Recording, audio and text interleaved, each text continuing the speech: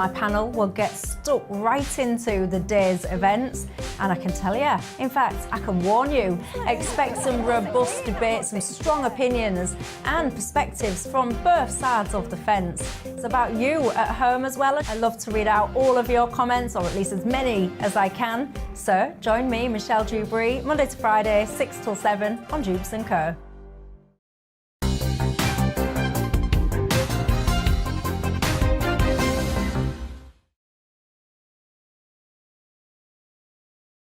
We are GB News. We're right across this great nation. On TV, on radio, on digital. Absolutely everywhere. We don't talk down to you. We embrace all voices.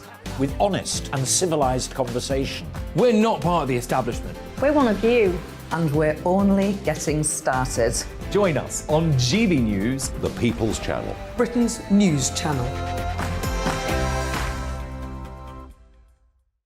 Every morning from 6 o'clock, we'll wake you up with GB News Breakfast with all the stories you didn't know from the night before. So whether it's serious news, entertainment, or your own views from all over our great nation, we're here to kick off your day with a smile. And the national media should be reflecting and reporting what's happening here. You will notice the northwestern accents.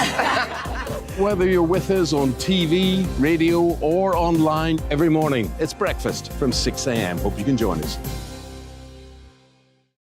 Join us for Ministry of Offence, the comedy panel show that's just like the news, in that the left fights the right and it doesn't really seem to matter who wins. We cover the big stories. It was in fact a troop of baboons and not angry vegans. I like that. And the really important stories. Fat naked cow gets stuck in swimming pool. It's a headline in a lot of local newspapers. Yeah. We're on the same team, Nick. Yeah, but I'm just helping you. Join us for Ministry of Offence, Saturday nights, 8 o'clock on GB News. I'm Dan Wootton. Join me Monday to Thursday from 9 to 11 for the feistiest and most fun news debate on TV, where free speech reigns. I'll bring you a sharp take on the day's biggest stories, bombshell newsmaker interviews, and A-list guests. And I guarantee you, no spin, no bias, no censorship, and no reason to go to bed. That's Dan Wootton tonight, Monday to Thursdays from 9 on GB News.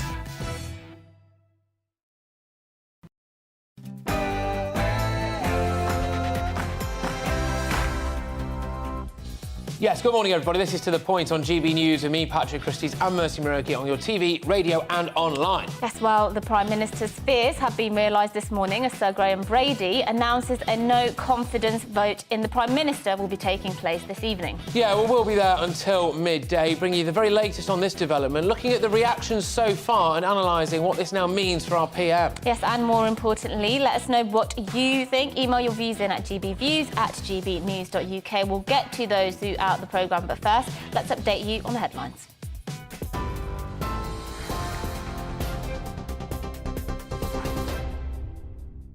Good morning, it's 10 o'clock. I'm Tamsin Roberts in the GB newsroom. After weeks of speculation, the Prime Minister will face a vote of confidence this evening as MPs return from their recess. Boris Johnson says he welcomes the opportunity to present his case, allowing the government to draw a line and move on after Partygate. The chairman of the Backbench 1922 committee, Sir Graham Brady, announced the move, saying the 15% threshold had been met to trigger a vote.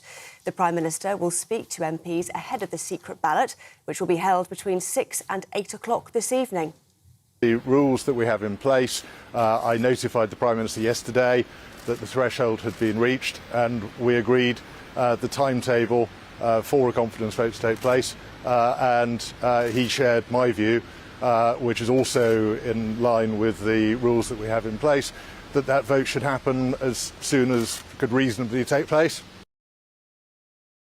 James Johnson, co-founder of Pulse's JL Partners, says Tory rebels are concerned by Labour's rise in the polls.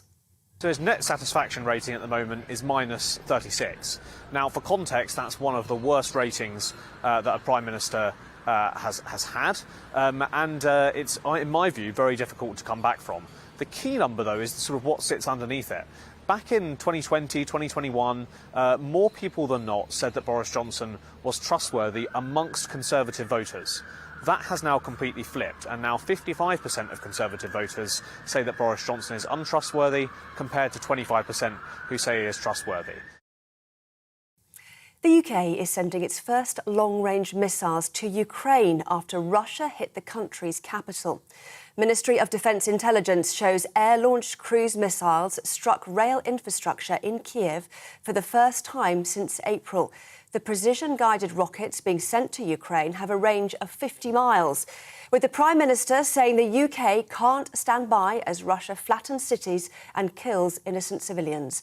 Former Director of Special Forces Major General Jonathan Shaw told GB News the UK has no choice but to act. I think the West needs to take suitable actions to respond to any future strike, and they'll have thought that through. They'll have planned responses if Russia responds in other ways, but then carry on with their plans. We cannot allow ourselves to be intimidated or sort of outfaced by Russian rhetoric.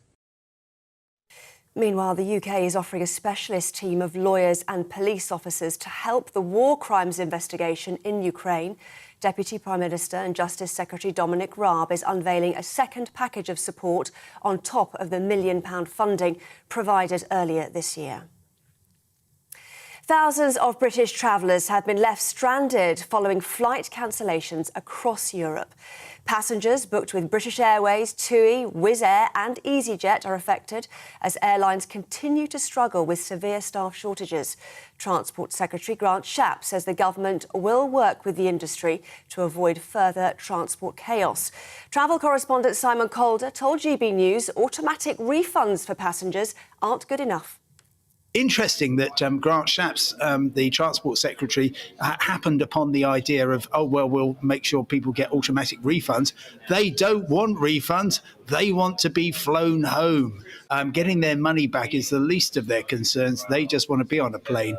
And I think what we will see this week is actually a number of airlines, starting with EasyJet, saying, yeah, we can't fly the summer that we promised. Therefore, we are actually going to be cutting back maybe 10 or 15%. A High Court judge will decide if doctors should continue to provide life-saving treatment to 12-year-old Archie Battersby. Archie suffered brain damage in an incident at home in April and has not regained consciousness. Doctors at the Royal London Hospital say it's highly likely Archie is dead and life support treatment should end. Archie's parents, Holly and Paul from Southend in Essex, want treatment to continue. NHS patient care is at risk because of staff shortages in nursing. A report by the Royal College of Nursing reveals more than 8 in 10 nurses reported staffing levels on their last shift wasn't sufficient enough to meet patient needs. At a keynote speech later, Chief Executive Pat Cullen will say staff shortages are also driving nurses to leave the profession. Patients are being encouraged to get checked for cancer in new TV adverts launched by the NHS. It's after a poll from NHS England showed that almost a third of patients would put off seeing a GP due to worries about receiving bad news or wasting NHS time. A similar campaign in March led to a 17-fold increase in people looking for support on the NHS website. Over 3,000 workers have started a 4-day working week trial. 70 firms are taking part and they'll give their workers 100% pay as long as employees maintain full productivity. It's being organised in association with researchers at Cambridge and Oxford universities. They say it's the biggest pilot to take place anywhere in the world. This is GB News. We'll bring you more news as it happens. Now it's back to the point with Patrick and Mercy.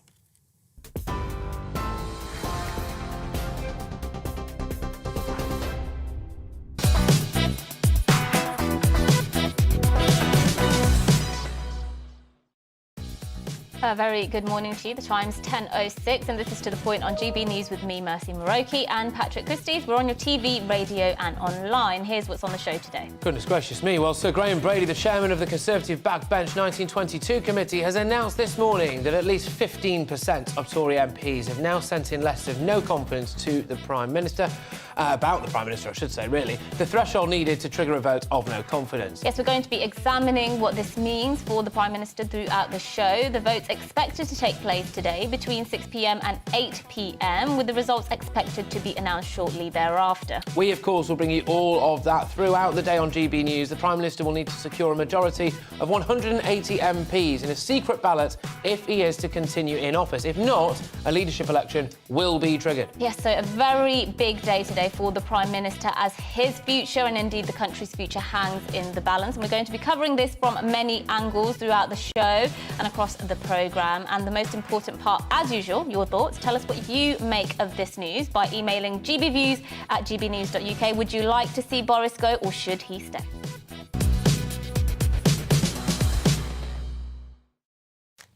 Yes, so following that big news this morning, we're wasting no time and going straight into Conservative MPs to give us their thoughts on the leadership contest, potentially a leadership contest anyway, in this vote of no confidence. And someone who's sat just to my right here is the one and only Michael Fabricant. Thank you very much. Michael, how are you? I'm very well, and it's an exciting day today. An exciting day, right, OK. Now, we've been presented here, ladies and gentlemen, at GB News with something that's been doing the rounds in the House of Commons amongst Conservative MPs, which is a checklist, really, of why to back Boris. It includes things on, getting on with the job, cost of living crisis, he got Brexit done, we would look weak or we would look divided at a time of elections, Vladimir Putin, war in Europe, etc. Do you think any of this is going to wash with the Conservative MPs? Well, I tweeted that out. I mean, I think Conservative MPs are pretty sort of sophisticated people. I mean, in the sense that they're politicians and they get elected. So I don't think that's going to wash with them. I mean, simply because they know it already. He got the big calls right. But the interesting thing is the fact that we're having this vote of no confidence today. It was obviously planned, the numbers that would go in, because the people who want to see him gone had been talking about this over the last 24 hours and saying that a vote was imminent. So clearly it wasn't, as if you like, a sort of spontaneous thing done by individuals. It was planned that it would go in this weekend and be announced this morning. Yeah, can I just say, sorry, so can I just ask one thing? Is there, the timing of it, I think, is what's important here. It's quite key, actually, because it comes before these by-election results, which are not predicted to go necessarily particularly well. It becomes before potentially a Keir Starmer fine for Beergate, whatever you want to call it. Actually, the timing of this could be very good for Boris Johnson. It's almost like maybe some of his allies might have sent a few letters in early. Yeah, well, I remember I was a member of the ERG, because although I'm not particularly right-wing, the European Reform Group, that exactly, yeah. And the one thing that I've always believed in is that we'd be better off out of Europe, and that's why I was a member of the ERG, this group, which people characterise as being right-wing, but it isn't a right-wing group. But I remember Jacob Rees-Mogg announcing that there would be a vote of no confidence against Theresa May, and he said at the meeting, and we're going to go outside and the cameras are ready for us, so everybody who supports us, join us. And I remember people looking at their fingernails and not catching his eye at all, because the timing was wrong. And I think for those people who want to see Boris gone, they've got the timing wrong, actually. And, we'll see. We'll know by about 9 o'clock. So you say they've got the timing wrong. So is there a suitable time for those who do want him gone to trigger a leadership election then? Well, maybe after the by-elections. I mean, as one of your commentators, or you were commenting, they're not expected to go well. Look, we're mid-term. Yeah. I mean, apart from anything else. But, I think a lot of all this rather coordinated attack against Boris is not actually about Partygate. And Jesse Norman, who is a colleague of mine and whom I greatly respect, incidentally, he gave his reasons, and it was reasons which don't concur with my own. He's against the selling off of Channel 4, which most people think Channel 4 is a private company anyway. I don't really think that's it was against the fact that we're, announcing a Rwanda policy to try and stop this illegal immigration across the channel. Can I just draw your attention to the third paragraph in this briefing that MPs have received, which says we can choose today to focus on growing the economy, cutting taxes, making our streets safer, busting NHS backlogs. He also mentions about the vaccine rollout as one of the big issues that they're asking people to focus on when they support Boris Johnson. Cutting taxes is not happening, is it? The NHS backlog, yes, it's gone down slightly, but it's still rising. When we think about vaccine rollout, I personally think about Nadhim Zahawi, who, of course, was vaccines minister. And in any case, it's Rishi Sunak who's associated with the everything that was done to help the economy in the pandemic. So what exactly can people attribute specifically to Boris Johnson that might help them make that vote for him? Well, it was very clear because, you know, you had not only Keir Starmer, but others in the government saying, let's do the safe thing and go with the European vaccines programme. It was Boris Johnson. This is long before Nadhim Zahawi. It was Boris Johnson who said, no, we can do it on our own and we'll do it better. Let's take advantage of Brexit. And that's why I support him, because he gets the big calls right in Cabinet. Okay. And all this saying, oh, well, it was this person or that person and whatever, actually is not the case. The direction comes directly from Boris because he's ebullient, because he's bold, because he's an optimist. And part of the problem with his optimism, if you like, was the result of the sort of rather relaxed atmosphere that happened in Downing Street when we weren't making I think those too much decisions. is being made of the role that Partygate has played in this. OK, maybe it has played a relatively significant role or a significant role, but I think there's other things as well. There are issues with things like net zero, there are issues with taxes, but fundamentally it comes down to whether or not Conservative MPs feel that if Boris Johnson leaves that party into the next general election, that they will keep their seat. And is it a case of maybe be careful what you wish for with a lot of Conservative MPs? Because Boris Johnson, by and large, does tend to win things. Yeah, I think that's absolutely right. Look, let's be clear. If there were a general election tomorrow, we'd lose. Right. And we'd lose big time. And we'd lose big time. So there you go. But, you know, by law, there needn't be a general election until early 2005. My guess, for what it's worth, is that we'll have an election either in May or September of 2004. There's a lot of water to flow on. 2004? 2024. Okay. Thank you, Mercy. Gosh, taking me back. Having a senior moment back to secondary school. Yeah. And, but it could be as late as 2025. Yeah. Did I say 2005 as well? No, you're all right. Don't worry. Oh, good. Thank goodness. We'll let you get away with it. Time for my tablets. Now, look, we're going to keep you in here, Michael, actually, because I think you're a tremendous asset for us to have in the studio throughout the course of this day. What is a momentous day, a seismic day in British politics. I just want to remind you, if you're just joining us now, what Sir Graham Brady had to say earlier today as he announced that there would be a confidence vote in Boris Johnson later this evening. The threshold of 15% of the parliamentary party seeking a vote of confidence in the Prime Minister has been passed. Therefore, a vote of confidence will take place within the rules of the 1922 committee. That vote will take place this evening in the House of Commons between 6 and 8 o'clock, and we will announce the result shortly thereafter. There will be arrangements for proxy votes for any colleagues who can't be present in person in Westminster, and we'll notify colleagues of those arrangements in the near future. Did you communicate the news directly to the Prime Minister? How did he react? I'm not going to go into detail of that. I have followed the rules that we have in place. I notified the Prime Minister yesterday that the threshold had been reached, and we agreed the timetable for a confidence vote to take place, and he shared my view, which is also in line with the rules that we have in place, that vote should happen as soon as could reasonably take place, and that would be today. How many letters have you received? I don't divulge that, but the threshold of 15% has been passed. And when was the threshold passed? It's slightly complicated because some colleagues had asked specifically that it should not be until the end of the Jubilee celebrations. So did some of them post-date their letters so as not to interrupt the Jubilee? I think that's not a bad description of what was taking place. And that's when the threshold was breached? Therefore, we reached the point where I could communicate with the Prime Minister yesterday, which I did, and as I said, he agreed with me that we should conduct the vote as quickly as we reasonably can. Will the Prime Minister have a chance to address the 1922 committee before? It's always an open invitation to the Prime Minister to come and speak to the committee, so if he wishes to, we will arrange that meeting this afternoon. Have you put one in yourself, a letter? I'm not going to answer that question, but I think technically it would be possible, but it would be a slightly odd thing to do.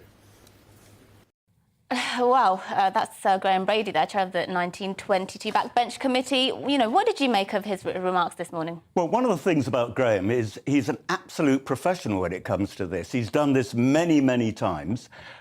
He's always kept it a secret, the number of people who've written to him about this matter. And the one thing I have no doubt on whatsoever is the count will be done accurately, and he'll report it without fear or favour. And he's the right man for the job. Now, we're just going to whiz ourselves over to the one and only Therese Coffey, MP, the Work and Pensions Secretary. Thank you very, very much for joining us, Therese. Great to have you on the show. Massively appreciated.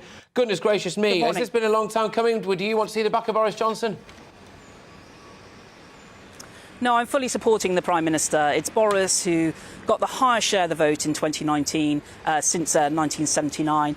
Got the 80-seat majority, and it's that manifesto and that leadership which got us that majority. Of course, COVID has somewhat derailed things, but even on that, I'd say to you he got the big calls right, and that's why I will certainly be supporting him today and encourage my colleagues to do so. Yeah, and Therese, your brief is, of course, work and pensions, and that's a massive thing that people have on their minds at the moment, as well, of course, as the economy, which is Rishi Sunak's brief. You've tweeted out this morning, and so have many of your colleagues, that Boris Johnson has got the big calls right, which you've included in that the cost of living. Yeah.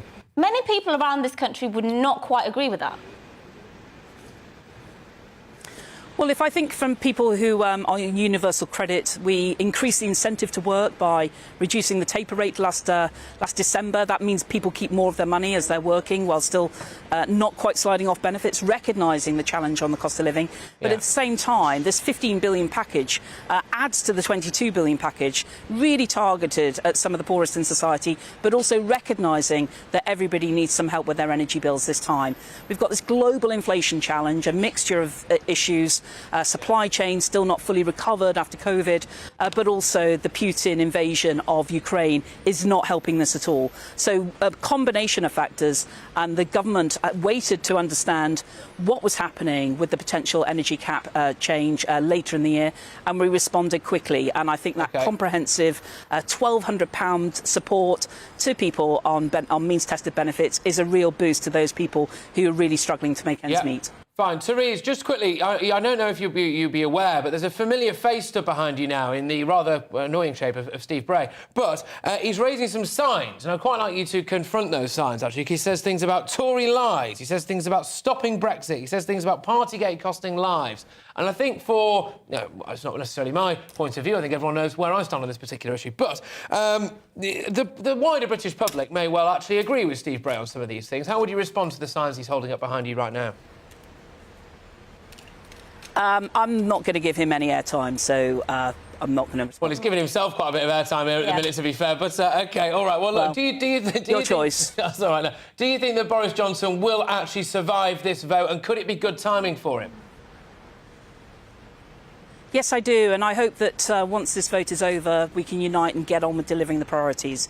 You know, tackling the backlogs in the NHS after COVID, also safer streets, as well as getting more people into work, and that path to prosperity, levelling up around the country. That's our mission. That's what we need to get on with. Yeah, just very Thank finally, you very much. Very finally, Therese, if I may, there's a strong likelihood Boris will indeed, win this confidence vote, but he will be damaged, won't he, because of it's being called in the first place. What do you think is the one thing he needs to focus on now to regain the trust of those people who voted against him and the public? Well, where we're putting our focus right now, about tackling the cost of living challenge, getting on with the backlogs after COVID, safer streets, implementing our manifesto, and that is what we are doing, and it's what we'll continue to do. Anyway, thank you very much to you both and to your viewers as well. Thank you. Look, no, we appreciate your time. We know you've been very busy today, so thank you very much, Therese. Much appreciated. Therese Coffey there, of course, Work and Pensions Secretary, and a little bit of Steve Bray as well, for good measure. Anyway, there. Who needs to get a job, I would say, like the rest of us. Yeah, or a life, or no, sorry, Steve, not sorry, actually. Anyway, after the break, just quickly with Steve Bray, he winds you up, and then someone reacts, and he goes, "How dare you, get off me, stop touching me." It's like, you can't, your kids learn not to do that. Anyway, after the break, we'll have more on the news this morning that the Prime Minister Boris Johnson faces a vote of no confidence. We'll have the latest news, views and reactions, so don't you dare go away. Hello, I'm Aidan McGivern from the Met Office. A lot of cloud for many through the rest of the day, especially England and Wales, but it'll be fine in the north, and for southern parts of the country, there will be some showers around. Those showers because an area of low pressure is moving away. It's taking a trailing weather front with it, but leaving a legacy of cloud across much of England and Wales, and some showery outbreaks of rain, particularly through the southern counties of England, along the M4 corridor, for example, up through into South and Mid Wales. There will be some brighter spells to the far south around the English Channel coast. And for Scotland and Northern Ireland, well, that's where the best of the brightness will be, with sunny spells for Western Scotland and highs here of 21 or 22 Celsius.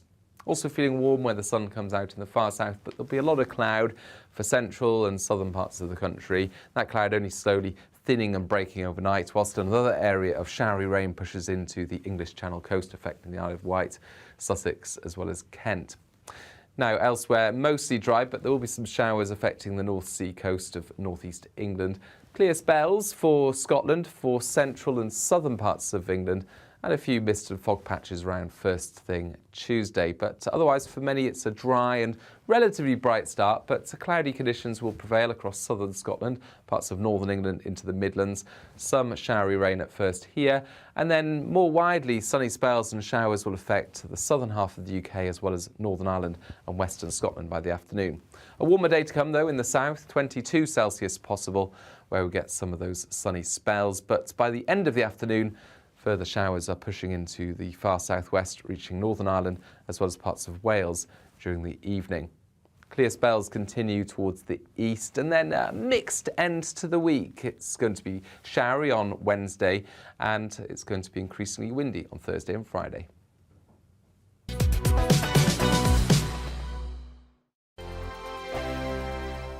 We are GB News. We're right across this great nation. On TV, on radio, on digital. Absolutely everywhere. We don't talk down to you. We embrace all voices. With honest and civilised conversation. We're not part of the establishment. We're one of you. And we're only getting started. Join us on GB News, The People's Channel. Britain's news channel. Every morning from 6 o'clock, we'll wake you up with GB News Breakfast with all the stories you didn't know from the night before. So whether it's serious news, entertainment, or your own views from all over our great nation, we're here to kick off your day with a smile. And the national media should be reflecting and reporting what's happening here. You will notice the northwestern accents. Whether you're with us on TV, radio, or online, every morning, it's breakfast from 6 a.m. Hope you can join us. Join us for Ministry of Offence, the comedy panel show that's just like the news, in that the left fights the right and it doesn't really seem to matter who wins. We cover the big stories. It was in fact a troop of baboons and not angry vegans. I like that. And the really important stories. Fat naked cow gets stuck in swimming pool. It's a headline in a lot of local newspapers. Yeah. We're on the same team, Nick. Yeah, but I'm just helping you. Join us for Ministry of Offence, Saturday nights, 8 o'clock on GB News. I'm Dan Wootton. Join me Monday to Thursday from 9 to 11 for the feistiest and most fun news debate on TV, where free speech reigns. I'll bring you a sharp take on the day's biggest stories, bombshell newsmaker interviews, and A-list guests. And I guarantee you, no spin, no bias, no censorship, and no reason to go to bed. That's Dan Wootton tonight, Monday to Thursdays from 9 on GB News.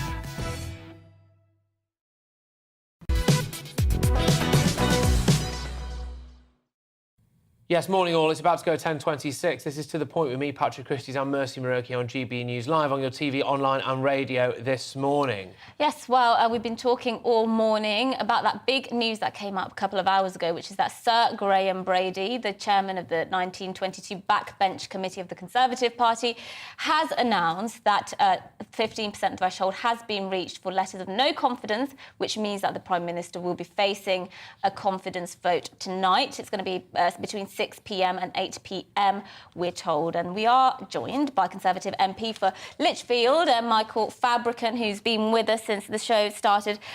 You know, just tell us what you made there of Therese Coffey's comments. We just spoke to the Work and Pension Secretary. You know, she thinks Boris Johnson is getting the cost of living right, and she thinks that that's something that MPs are going to be focusing on when they're voting for him. Yeah, well, just think how Boris Johnson must feel.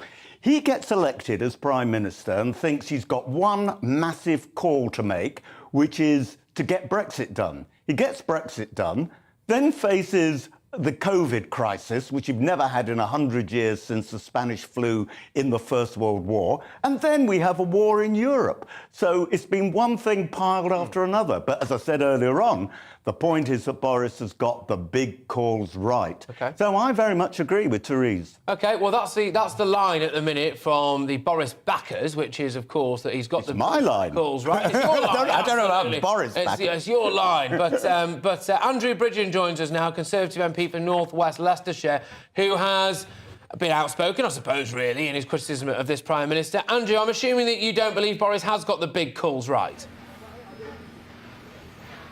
Oh, I think he has got the big calls right with the help of the parliamentary party. But, I mean, that doesn't excuse the fact that he's overseen a culture of disregard for his own COVID rules in Number 10. You can't be a rule maker and a rule breaker. I think the last 6 months, a lot of government policy, a lot of time has been spent sustaining the Prime Minister's position. We've had Sue Gray. We're going to have a privileged report, which isn't going to report till October. That means that Partygate's going to rumble on. It'll be 10 months. The normal old adage was if you're on the front page of the papers for 6 or 7 days in a row, you had to resign. This is going to be 10 months, and it's completely distracting from the government's day-to-day business and the important issues that the country faces. And there's no guarantee that that at the end of the day in October, the Privileges Committee aren't going to find that the Prime Minister deliberately misled Parliament and he'll have to resign. So we mentioned there that, of course, there's 15%, that the rule is that 15% of the parliamentary party have to submit letters in order to trigger that confidence vote. What do you think it was that finally triggered people to hand in letters of no confidence? Was it Boris Johnson being booed a few days ago when he was going into that celebration for the Queen? Was it the cost of living and people are getting sick of it? What do you think it was? I don't think there's one reason. You know, there's 359 Conservative MPs. They all have their own reasons for supporting or not supporting the Prime Minister in the vote tonight. I think a lot of it may be spending time back in your constituency, speaking to your own constituents and them raising the concern of their lack of confidence in the Prime Minister following the Sue Gray report. Is the mood music in... well, no, let me ask a different question, actually. Is there a risk of this backfiring? Because is there a chance here that... I don't want to call you Tory rebels, but I suppose you are, really. Having been had, because if a few Boris Johnson allies sent their letters in to force a confidence vote at this particular moment in time, it would be pre-by-election, it would be pre-potential Keir Starmer being fined, etc., etc. But this might work out very well for Boris, no? Well, I mean, I'm not going to start speculating into what shenanigans may or may not have been done with the letters. The fact is, I think we've probably got considerably more than 54 letters in. I think probably Sir Graham Brady quite rightly didn't want to announce that the threshold had been breached over or before the Jubilee bank holiday weekend, detracting from what is a national celebration of the Queen's service to our country. So I think he's done the right thing. He clearly told the Prime Minister last night and made an announcement at 8 o'clock this morning. We're going to have a vote. It will be for all Conservative members of Parliament to make their own mind up. I think you probably know which way I'll be voting this evening. Yes. We'll see what happens. But, I mean, even surviving a vote, as we know with Theresa May, it doesn't guarantee survival. No, it doesn't. Just very lastly, Andrew, forgive me if you're pulling your leg a bit here, but I've got to. There is a rather annoying chap behind you with the name Steve Bray, as we all know. I never thought I'd see you on the same side as him, mate. He wants Boris to go as well. Well, Stephen Bray, yes, as they say, that donkey. I know I'm not on the same side as him, I can assure you. All right, Andrew, cheers, mate. Thank you very much. Andrew Bridgen, Conservative MP for North West Leicestershire. Michael, we'll lobby back over to you. What do you make of Andrew's comments there? Well, it was interesting indeed. And, of course, he talked about Partygate. And, you know, one of the things that I cannot bear is injustice. And let me give you an example. When the acting commissioner of the Metropolitan Police was being interviewed, I think it was the Justice Committee, and he's Sir Stephen House. He said there isn't any clear evidence at all. I'm actually reading a thing. This is not a BBC. Sorry, this is not a Central Office brief, a Conservative brief. It's actually from a BBC website. He said there's no clear evidence that Boris Johnson had consistently breached any COVID-19 rules. It was just that one event. And, you know, I hate this injustice that when things happened on the Friday, when Boris was long gone out of number 10 Downing Street, either at Chequers 45 miles away or on a trip thousands of miles away, you know, on government business, these things were going on without his knowledge. Now, you can say, well, OK, he should have had tougher controls in place. But, you know, I say that the civil service let him down. The civil service advised him that even that one event wasn't breaching any rules. It's the civil service people who said, you know what, come along, bring your own booze and all the rest of it. Yeah, I mean, I think he is, by definition, as the leader of the country, in fact, he is responsible to some extent. He has to take accountability, and he says he has taken accountability for that. But I don't think you can solely blame civil servants for what is clearly a culture that has come from the top. Well, you know what? You're right. I mean, in the sense that, can't remember, was it President Truman had a sign on his desk which said, "The buck stops here." But at the same time, you can't be responsible for things you don't know about. And I do think the civil service let him down badly. And I said to Boris, so, you know, what are we going to do to stop this from ever happening again? And he's already put in place. And in fact, I remember revealing it on GB News 2 weeks ahead of the announcement. Scoop for Tom Harwood's show, actually. Oh, thank you. But, sorry about that, Patrick. He just happened to be interviewing me at the time. But, yeah, where he's put into place that there would be an office of Prime Minister. In other words, the senior civil servants, the really senior ones, would be based at number 10, because most of them were not based there in Whitehall. Good stuff, Michael. Thank you so much, and really appreciate having you in the studio for this as well. It's a tremendous asset for us. Right, well, look, after the break, or in fact, after the news, I believe, we're going to be digging even deeper into Boris Johnson. He's facing this no-confidence vote, isn't there? Keep your reactions coming in and your views coming in, gbviews at gbnews.uk. We want to hear from you. Are you pro-Boris? Are you anti-Boris? But first, it's your headlines.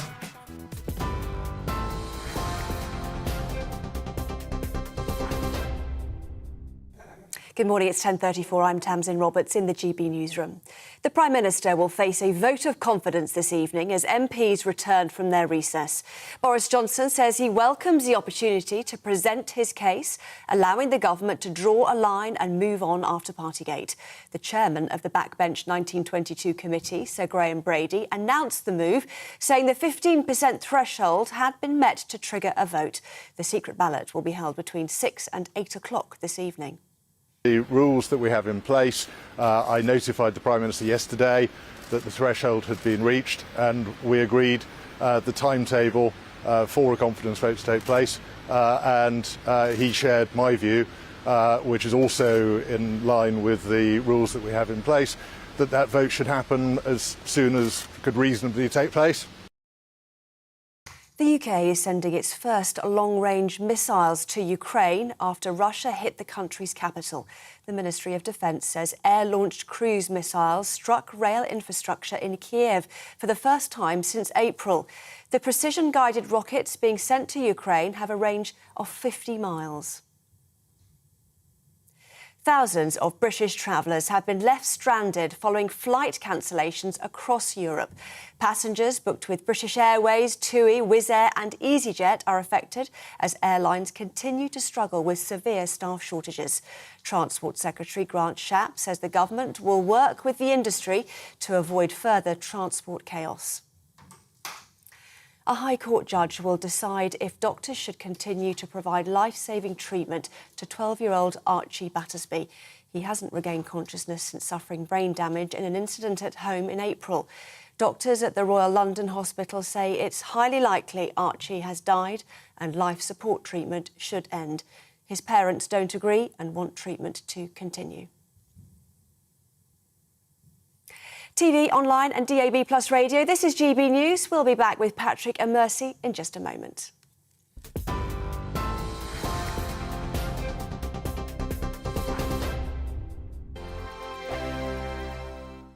We are GB News. We're right across this great nation. On TV, on radio, on digital. Absolutely everywhere. We don't talk down to you. We embrace all voices. With honest and civilised conversation. We're not part of the establishment. We're one of you. And we're only getting started. Join us on GB News, The People's Channel. Britain's news channel. Every morning from 6 o'clock, we'll wake you up with GB News Breakfast with all the stories you didn't know from the night before. So whether it's serious news, entertainment, or your own views from all over our great nation, we're here to kick off your day with a smile. The national media should be reflecting and reporting what's happening here. You will notice the northwestern accents. Whether you're with us on TV, radio, or online, every morning, it's breakfast from 6 a.m. Hope you can join us. Join us for Ministry of Offence, the comedy panel show that's just like the news, in that the left fights the right and it doesn't really seem to matter who wins. We cover the big stories. It was in fact a troop of baboons and not angry vegans. I like that. And the really important stories. Fat naked cow gets stuck in swimming pool. It's a headline in a lot of local newspapers. Yeah. we're on the same team, Nick. Yeah, but I'm just helping you. Join us for Ministry of Offence, Saturday nights, 8 o'clock on GB News. I'm Dan Wootton. Join me Monday to Thursday from 9 to 11 for the feistiest and most fun news debate on TV, where free speech reigns. I'll bring you a sharp take on the day's biggest stories, bombshell newsmaker interviews, and A-list guests. And I guarantee you, no spin, no bias, no censorship, and no reason to go to bed. That's Dan Wootton tonight, Monday to Thursdays from 9 on GB News.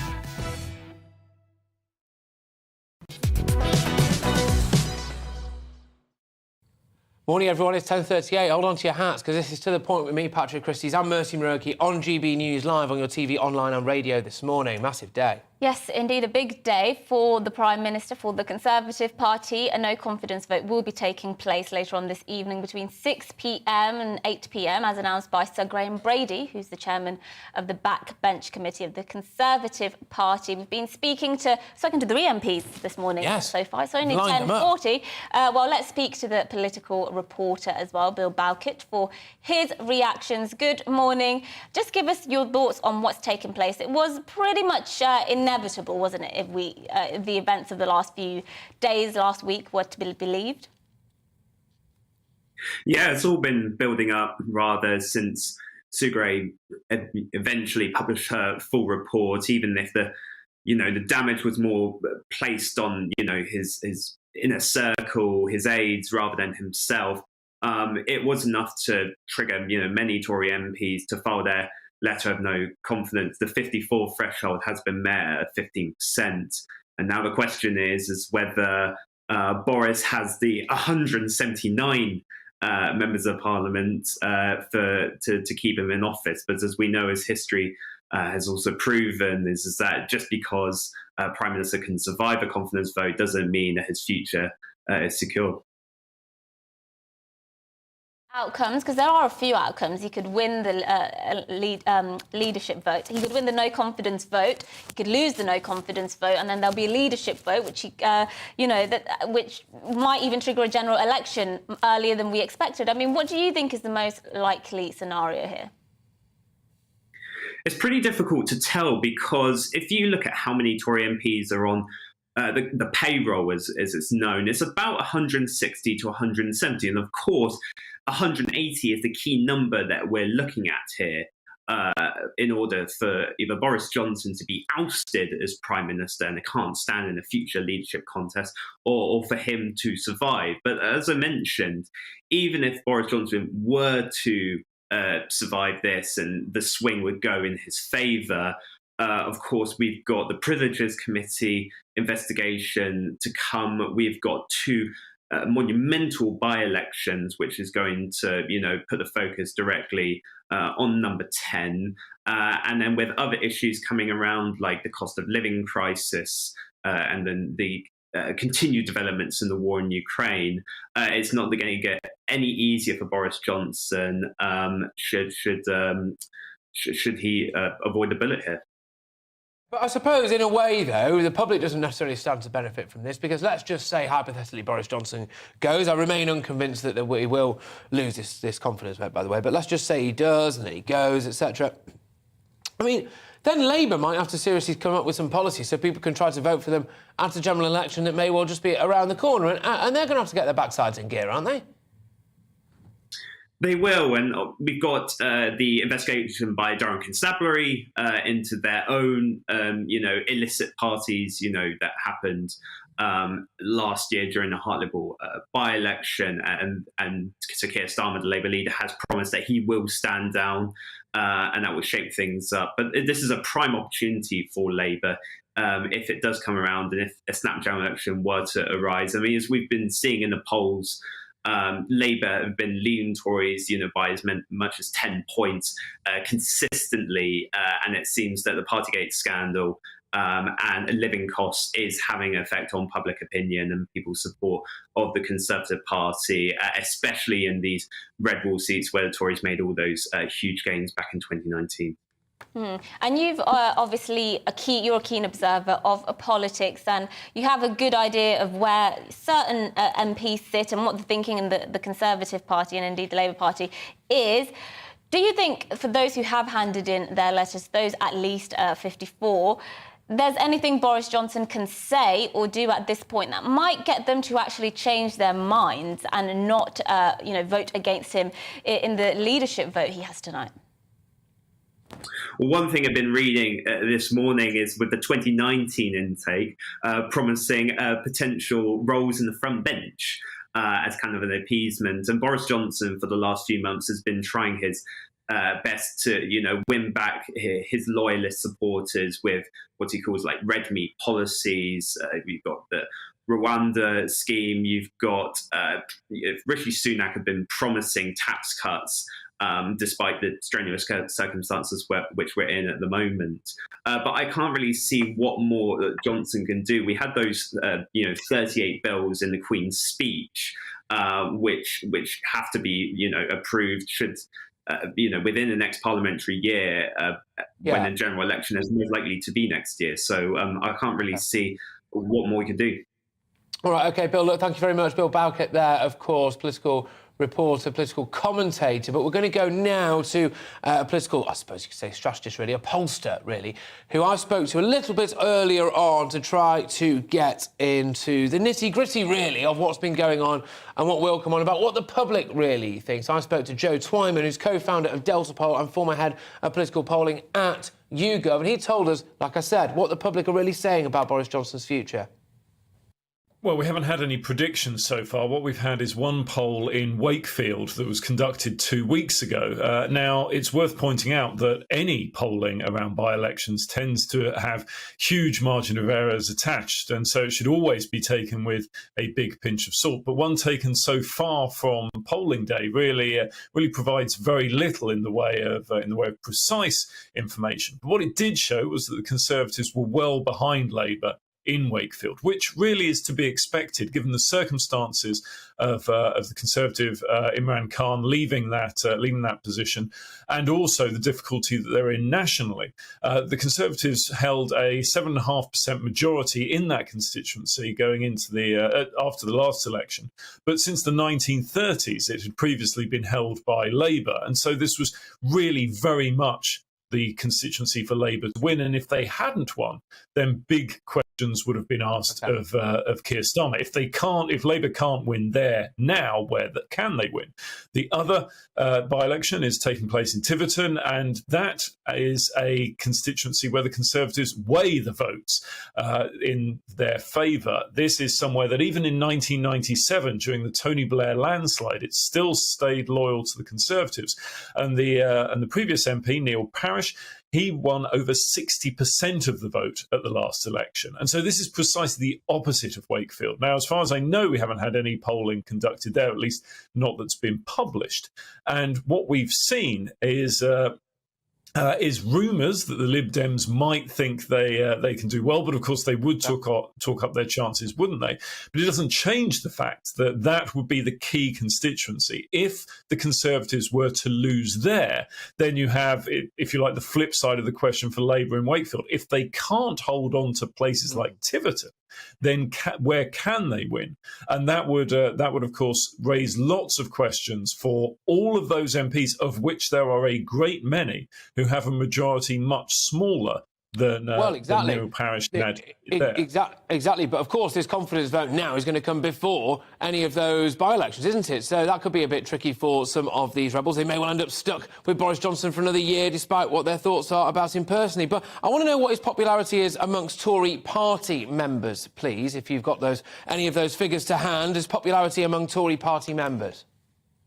Well, we don't know his popularity among all Tory party members, but what we do have, the least worst indication, if you like, is the poll that's conducted by the Conservative Home website. Now, the Conservative Home website is predominantly favoured by Conservative members, but it's not necessarily a complete match. And they have Boris Johnson right the way down at the bottom in negative territory.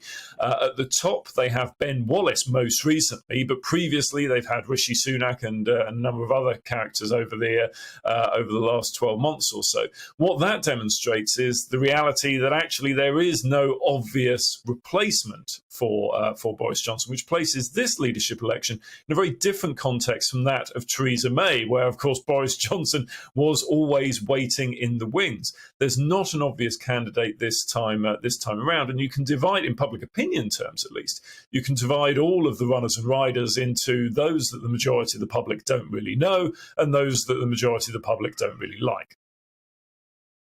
Indeed, absolutely. And one thing I'd just quite like to get your views on quite quickly, because we've not got too long here, is trust, OK? The public trust in Boris Johnson, because we know that Partygate was an issue for a lot of people about whether or not we could trust him in terms of deceit, I suppose. But actually, it's trust to get the big calls right. That's what Nadeem Zahawi came out and said this morning. Boris Johnson has got the big calls right.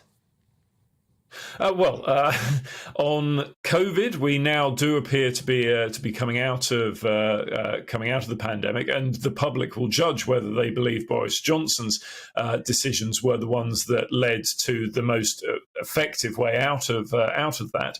I think on vaccines, something Nadeem Zahawi, of course, knows so much about, there is an indication that the public are favourable towards Boris Johnson, but on the cost of living, the situation is very different. So if I were in Boris Johnson's position, I would not be thinking, oh well, the public love me, I've got everything right. Right, OK, so that's some pollster reaction there, of course. But I'm going to lob it back over now to Michael Fabricant, who's Conservative MP for Lichfield, who's very grateful, actually. He's been joining us in the studio and will continue to join us in the studio throughout the show. We interviewed Andrew Bridgen earlier, who made a series of points as to why he was dead against Boris Johnson continuing. And one of those was about him, as he said, misleading Parliament, lying to Parliament. I know that you want to say something about that. Well, only that there's an investigation going on. Did he lie to Parliament? And the test is not whether, in effect, he knew, he actually said something that was factually wrong. It was, did he, at the time, believe it to be wrong? And as I said earlier on this show, he had taken advice from the civil servants that because it was a workplace, it was within the rules. Now, he also said, rule makers can't be rule breakers, which is a fair point to make. But prime ministers and secretaries of state don't draft the laws. The laws are actually very, very detailed. I mean, I think, if you like, the big mistake was having laws in the first place. Actually, that's a wider thing. But if you remember, the mainstream media were all saying, oh, we want guidance, we want guidance. The point is, I think the argument that Boris will be making to the committee is that he had been advised that he was not breaking any rules, so he was not misleading Parliament. But that's a good point that he makes, and but that we won't know about that for several months. And so do you think that that is what's on his mind at the moment, defending himself in the face of Partygate? Will that be what he's thinking MPs who have put in these letters are focusing on? Well, actually, will it be things like the cost of living? And these are the big issues that he wants people to focus on. Well, that's what he would like people to focus on, and that's what we should be focusing on, because that's what's affecting everybody's lives. Now, at the moment, I know in Lichfield, people are very angry. They do see Boris as a liar and they feel they can't trust him. But I want the truth to get out there. He was not lying at the time. The police have said that he was not a serial breaker of the rules anyway.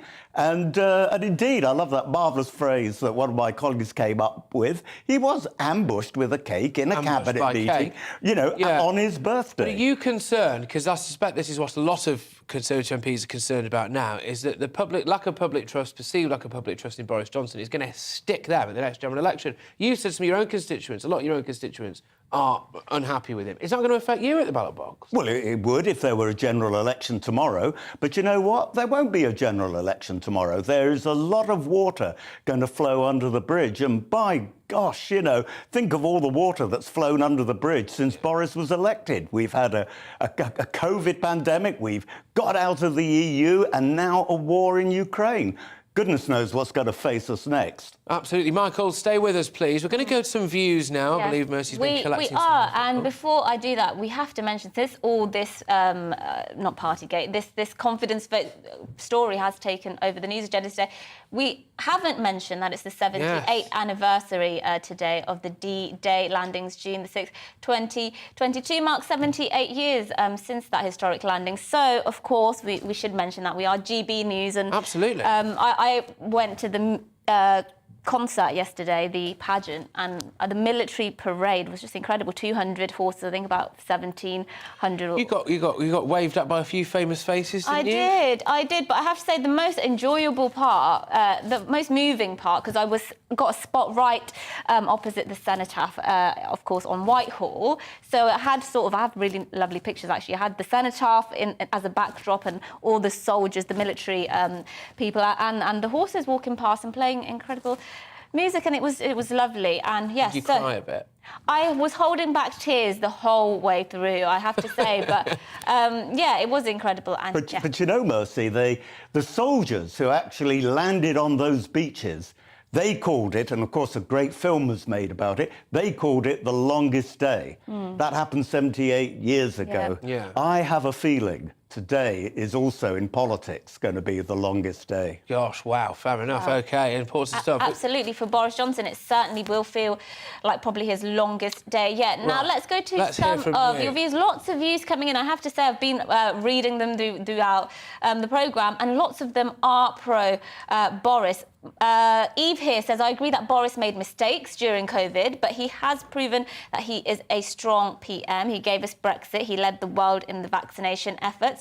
And he has shown Putin we are not afraid to face a dictator. Lots of people echoing that sentiment there. Keith says, however, for the sake of the Tory party, Boris has to go. He is not even a Tory anymore. He seems more Labour/Lib Dem hybrid monster. Highest taxes since World War II, throwing money around like there's a money forest, and he's obsessed with net zero. So there is some split, but overwhelmingly, I think most people are happy to see him stay. And I wonder, I think that's, what was that name? Was it Keith? Keith, I think it was a fantastic email, that, because I wonder if that's part of Boris Johnson's problem now, and I'll go to you on this, Michael, which is that he's potentially annoying the right of the party by not quite being right enough, and he's potentially annoying the left of the party by not quite being left enough, and there's this net zero stuff as well. Has he actually isolated himself a little bit? Well, to some extent he has, and the net zero thing is a problem. I mean, it was his bad luck, if you like, that we were chairing the COP conference up in Glasgow, and we wanted to make the lead. Now, there'll be many viewers to this programme at the moment who will say, good for him. But there's no question that it is putting up taxes. It is putting up costs. It is. And, you know, when net zero was designed, nobody knew there was going to be a COVID crisis.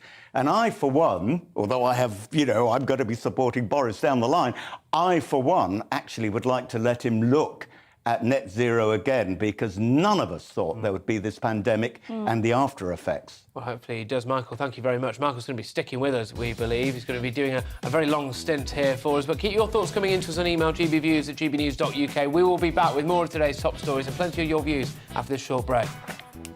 Hello, I'm Aidan McGivern from the Met Office. A lot of cloud for many through the rest of the day, especially England and Wales, but it'll be fine in the north, and for southern parts of the country, there will be some showers around. Those showers because an area of low pressure is moving away. It's taking a trailing weather front with it, but leaving a legacy of cloud across much of England and Wales, and some showery outbreaks of rain, particularly through the southern counties of England, along the M4 corridor, for example, up through into South and Mid Wales. There will be some brighter spells to the far south around the English Channel coast. And for Scotland and Northern Ireland, well, that's where the best of the brightness will be, with sunny spells for Western Scotland and highs here of 21 or 22 Celsius. Also feeling warm where the sun comes out in the far south, but there'll be a lot of cloud for central and southern parts of the country. That cloud only slowly thinning and breaking overnight, whilst another area of showery rain pushes into the English Channel coast, affecting the Isle of Wight, Sussex, as well as Kent. Now, elsewhere, mostly dry, but there will be some showers affecting the North Sea coast of northeast England. Clear spells for Scotland, for central and southern parts of England, and a few mist and fog patches around first thing Tuesday. But otherwise, for many, it's a dry and relatively bright start, but cloudy conditions will prevail across southern Scotland, parts of northern England into the Midlands. Some showery rain at first here, and then more widely, sunny spells and showers will affect the southern half of the UK as well as Northern Ireland and western Scotland by the afternoon. A warmer day to come, though, in the south, 22 Celsius possible, where we get some of those sunny spells. But by the end of the afternoon, further showers are pushing into the far southwest, reaching Northern Ireland as well as parts of Wales during the evening. Clear spells continue towards the east, and then a mixed end to the week. It's going to be showery on Wednesday, and it's going to be increasingly windy on Thursday and Friday. Join me, Gloria De Piero, Monday to Thursday at noon for The Briefing. We go to the parts of Parliament that you won't see elsewhere. Plus, there's exclusive interviews with MPs from all parties. But quite often, they paper over the real truth. Why does a working class lad like you join the Tories? That's a good question. Don't miss it, Monday to Thursdays at noon on GB News.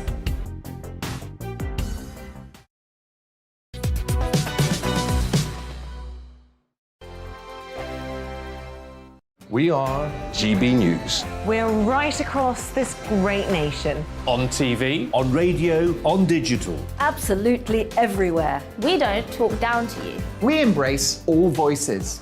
With honest and civilised conversation. We're not part of the establishment. We're one of you. And we're only getting started. Join us on GB News, The People's Channel. Britain's news channel. Every morning from 6 o'clock, we'll wake you up with GB News Breakfast with all the stories you didn't know from the night before. So whether it's serious news, entertainment, or your own views from all over our great nation, we're here to kick off your day with a smile. The national media should be reflecting and reporting what's happening here. You will notice the northwestern accents. Whether you're with us on TV, radio, or online, every morning, it's breakfast from 6 a.m. Hope you can join us. Join us for Ministry of Offence, the comedy panel show that's just like the news, in that the left fights the right and it doesn't really seem to matter who wins. We cover the big stories. It was in fact a troop of baboons and not angry vegans. I like that. And the really important stories. Fat naked cow gets stuck in swimming pool. It's a headline in a lot of local newspapers. Yeah. we're on the same team, Nick. Yeah, but I'm just helping you. Join us for Ministry of Offence, Saturday nights, 8 o'clock on GB News. I'm Dan Wootton. Join me Monday to Thursday from 9 to 11 for the feistiest and most fun news debate on TV, where free speech reigns. I'll bring you a sharp take on the day's biggest stories, bombshell newsmaker interviews, and A-list guests. And I guarantee you, no spin, no bias, no censorship, and no reason to go to bed. That's Dan Wootton Tonight, Monday to Thursdays from 9 on GB News.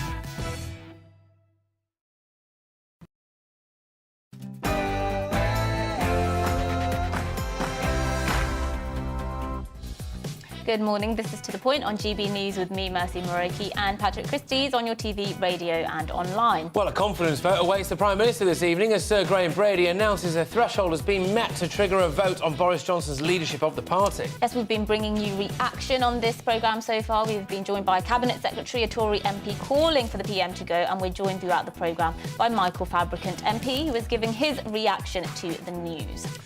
And we'd like to read out more of your views, so get them coming in. GBViews at gbnews.uk. We'll be getting to those throughout the show. But first, it's time for your latest headlines.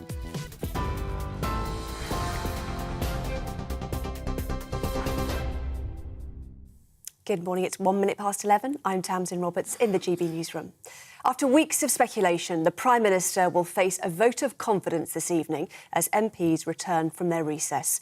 Boris Johnson says he welcomes the opportunity to present his case, allowing the government to draw a line and move on after Partygate. The chairman of the Backbench 1922 committee, Sir Graham Brady, announced the move, saying the 15% threshold had been met to trigger a vote. The Prime Minister will speak to MPs ahead of the secret ballot, which will be held between 6 and 8 o'clock this evening. The rules that we have in place, I notified the Prime Minister yesterday that the threshold had been reached, and we agreed the timetable for a confidence vote to take place, and he shared my view, which is also in line with the rules that we have in place, that that vote should happen as soon as could reasonably take place. Work and Pensions Secretary Therese Coffey told GB News the Prime Minister has her vote. No, I'm fully supporting the Prime Minister. It's Boris who got the highest share of the vote in 2019 since 1979, got the 80-seat majority, and it's that manifesto and that leadership which got us that majority.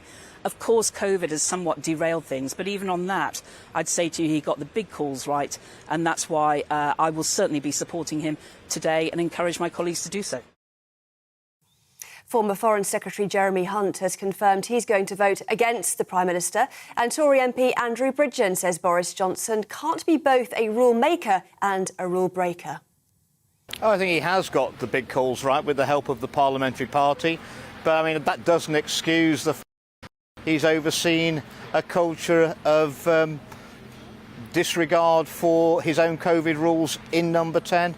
Old adage was if you're on the front page of the papers for 6 or 7 days in a row you had to resign. This is going to be 10 months, and it's completely distracting from the government's day-to-day business.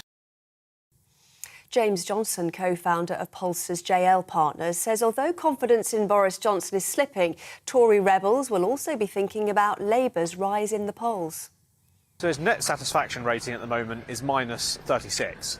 Now, for context, that's one of the worst ratings that a Prime Minister has had, and it's, in my view, very difficult to come back from. The key number, though, is sort of what sits underneath it.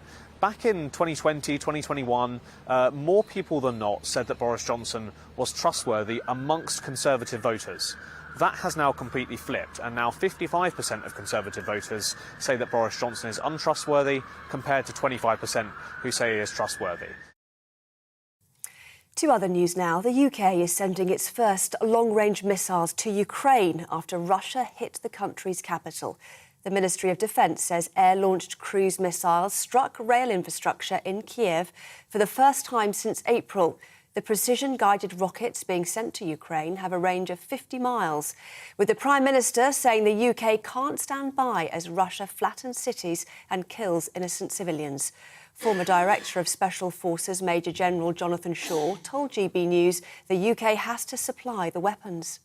The West needs to take suitable actions to respond to any future strike, and they'll have thought that through. They'll have planned responses if Russia responds in other ways, but then carry on with their plans. We cannot allow ourselves to be intimidated or sort of outfaced by Russian rhetoric. Meanwhile, the UK is offering a specialist team of lawyers and police officers to help the war crimes investigation in Ukraine. Deputy Prime Minister and Justice Secretary Dominic Raab is unveiling a second package of support on top of the £1 million funding provided earlier this year. Thousands of British travellers have been left stranded following flight cancellations across Europe. Passengers booked with British Airways, TUI, Wizz Air and EasyJet are all affected as airlines continue to struggle with severe staff shortages.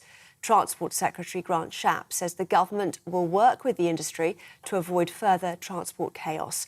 Travel correspondent Simon Calder told GB News automatic refunds for passengers aren't good enough. Interesting that Grant Shapps, the Transport Secretary, happened upon the idea of, oh, well, we'll make sure people get automatic refunds. They don't want refunds. They want to be flown home. Getting their money back is the least of their concerns. They just want to be on a plane. And I think what we will see this week is actually a number of airlines, starting with EasyJet, saying, yeah, we can't fly the summer that we promised. Therefore, we are actually going to be cutting back maybe 10 or 15%. A High Court judge will decide if doctors should continue to provide life-saving treatment to a 12-year-old boy. Archie Battersby from Southend in Essex hasn't regained consciousness since suffering brain damage in an incident at home in April. Doctors at the Royal London Hospital say it's highly likely Archie has died and life support treatment should end. Archie's parents disagree and want treatment to continue. This is GB News. We'll bring you more news as it happens, of course. Now, though, let's return to The Point and Patrick and Mercy.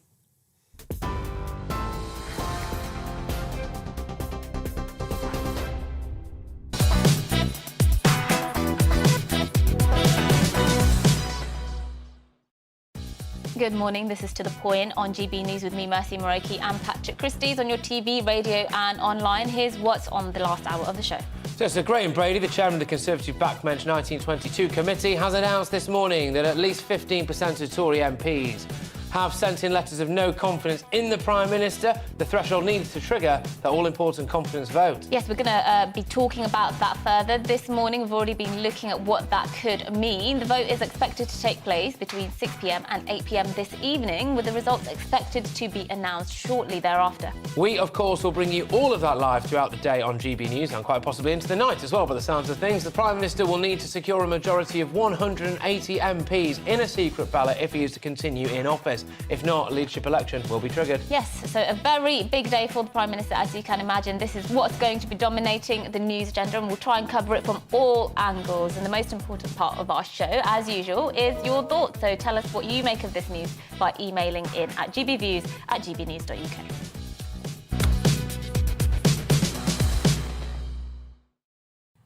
Well, as we said, we've been discussing all morning the Prime Minister's biggest threat to his leadership so far, and we could see a leadership election and perhaps even a general election in the near future. Let's get the latest from our national reporter, Paul Hawkins, who is out and about for us right now, I believe. Yes, at Downing Street. Paul, what's the latest? Yeah, the latest is that Boris Johnson, due to speak to Conservative backbenchers on the 1922 committee around about 4 o'clock, 2 hours before that vote starts at 6. It's a 2-hour vote, so counting will begin at 8 o'clock, and then sometime this evening we'll find out whether he will still be Prime Minister or not. He probably will be. He probably will survive the no confidence vote. The question is, how much is he going to survive it by? Because 180 MPs have to vote against him for the Prime Minister to be removed from office. The smart thinking is that because of the nature of Boris Johnson, even if he survives by a very slim margin, even by one vote, he'll still stay in power. The question is, how much will his authority have been eroded, and what will the numbers be against him? For very few Prime Ministers, a vote of no confidence is a good thing. And we're going to have it in hard, stark terms, how many Conservative MPs have tried to remove him from office later this evening. And that number is going to hang over the Prime Minister at least until the next general election in a couple of years' time. Or perhaps there is some speculation that maybe, if he feels his authority has been greatly diminished, he may then call a snap election and put it to voters to see what they think. And then that will enhance his authority and he can put this all to bed. But certainly it's going to be, the atmosphere around Westminster is febrile at the moment, and a lot of people are wondering what's going to happen this evening, and a lot of people looking ahead to that huge vote. Indeed. Well, yes, Paul, look, thank you very, very much. Paul Hawkins, our national reporter, right outside Downing Street, is going to be a very busy man today, you would imagine. Yes, and with us now, we're pleased to say we're joined by Tamanjeet Singh Desi, Labour Shadow Minister for Railways. Good morning, Tan. We really appreciate your time this morning. Now, of course, you want to see the Prime Minister go, but isn't it the case that the reason Labour want the Prime Minister gone is because they know he is a vote winner and he would win against a general election with Keir Starmer? Well, Mercy, if he was a vote winner, he wouldn't be in this situation. I think what we have seen over not just a few weeks, but months now, of rule breaking, complete disregard for the ministerial code, complete disregard for the norms, and going about conducting himself in office in a manner which actually demeans a prime ministerial office. And I think that's why a lot of Conservative MPs now are waking up to the realisation. If we're looking at the opinion polls, I'm not one to rely too heavily on them, but I know that many Conservative colleagues do look very closely at them. That shows that Labour has a huge lead in those opinion polls. We're on course to make sure that the Conservatives do not win these two upcoming by-elections. But I think that it's about time that the Conservative MPs actually develop that moral backbone, that they overcome that alleged bullying or blackmailing which has been alleged, and also that they do the right and honourable thing, because we cannot rely on Boris Johnson to do the right and honourable thing after completely disregarding the huge sacrifices that so many people have had to make by not being able to say farewell to their relatives during funerals, missing weddings and other special occasions as well. OK, look, I understand that completely. If I were you, I might be concerned that Keir Starmer has just lost the next general election before it's even started, because he's already confirmed, he's wasted no time in confirming that he would renegotiate a, quote, better deal with the EU. The people don't want to return to the old Brexit days. People don't want to return to... He's dragging us back into the past. Is that really a vote winner? Patrick, what he's not saying that we rerun the referendum. I think he's saying something entirely reasonable and sensible to say that we need to renegotiate the deal. The deal that we've got at the moment is an absolute shambles. Boris Johnson promised that there would not be a border down the Irish Sea. We now have a border down the Irish Sea, which actually weakens our union, our United Kingdom union. There are people in Northern Ireland that are not happy at all with the status quo. Businesses have suffered with the increased bureaucracy. So many people in my Slough constituency, those businesses, they are suffering because of that added bureaucracy and not being able to export their goods. And even if they wanted to import certain parts for their businesses, they are no longer in a position to be able to do so. So on a whole range of measures, there has been a devastating impact on our economy. And that's why we need to renegotiate the terms of that Brexit. We're not going to renegotiate the whole of Brexit itself. We know that's already happened, Patrick. So I think it's entirely sensible that he's taking that course.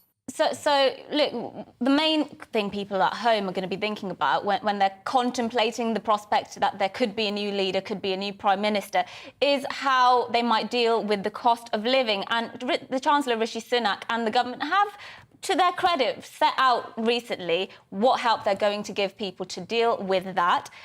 What would Keir Starmer do that's different? Because there are people now who might be considering that they might switch to Labour in the next general election. Look, Mercy, I want to give credit to Boris Johnson and Rishi Sunak for having copy-pasted Labour Party policies. For over 5 months, we were there demanding that there should be a windfall tax on the billions of extra profits that those oil and gas companies had accumulated, and they did not do so. And remember, every day that they procrastinated, that put £50 million extra onto British household bills. So sorry, but doesn't it follow? Doesn't it follow then? Sorry, can I just doesn't it follow then that if you think they have adopted policies you would adopt, then actually they're doing the right thing when it comes to the cost of living, and actually they don't need to oust Boris Johnson on that basis? Mercy, that's just one policy that I outlined. Unfortunately, they haven't taken on board our entire programme, which is what the country needs. And that's what I am most happy with. In terms of Keir Starmer and Joanna, they are going about setting their stall. And what we're making sure that we have those policies in place to deal with the major issues affecting the hard-working British people, including tackling the cost of living crisis, including actually reinstalling trust, integrity and honesty within our democracy, because we around the world are famed for our standards, for our values. And I think that what's being done at the moment through Boris Johnson, through even the handing out of billions of pounds of corrupt COVID contracts to Tory donors and so on, that actually demeaned their office to such an extent whereby many people are losing trust and faith in politics. Absolutely. Look, I can see where you're coming from, but you have to be honest at the same time. And wouldn't a Labour government mean a potential vote on Scottish independence, you know, and also a potential rejoining to the single market? No, I think if you look closely, Patrick, we have not espoused any of those two particular policies to which you have referred.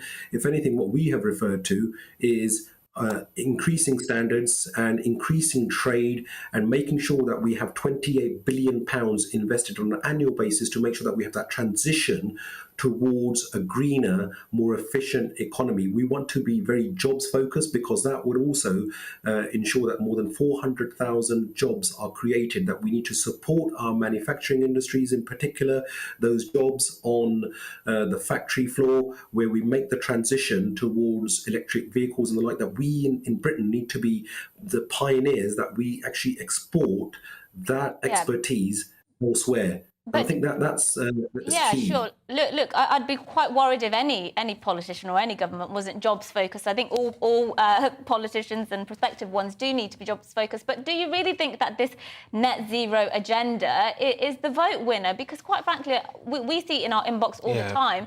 This is not what people are thinking about. They're thinking, if this is going to cost me more money, but going for the green agenda, then I don't want to know about it. Well, Mercy, look, it's about doing the right thing, but also doing it in a way that we take the public along with us. That's why we are saying that we will lead to a greener economy, but one which is very jobs focused as well. That's why I mentioned that £28 billion worth of investment, which will actually lead to more than 400,000 extra jobs. And that's what we should be doing. We don't want to be punishing the British people for doing the right thing. We need to do what's right for our planet, for our and tackling the climate crisis, because that in turn will help us to improve the way that we do things within our society. So it's not an either or, it's both.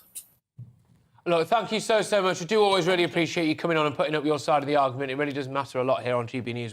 We are here to give all sides of every single particular coin. So thank you very much, Tan. That's great to have you on the show there, Tan. Desi, now, we're going to go live. I'm just getting it through in my ear. There's been a development, quite a significant one potentially. Paul Hawkins is at Downing Street for us. What's going on, Paul?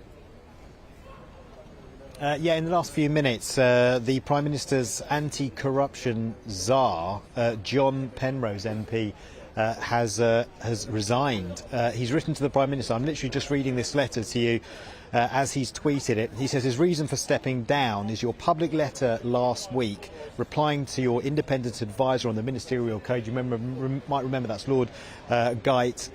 He says about the recent Sue Gray report into Partygate.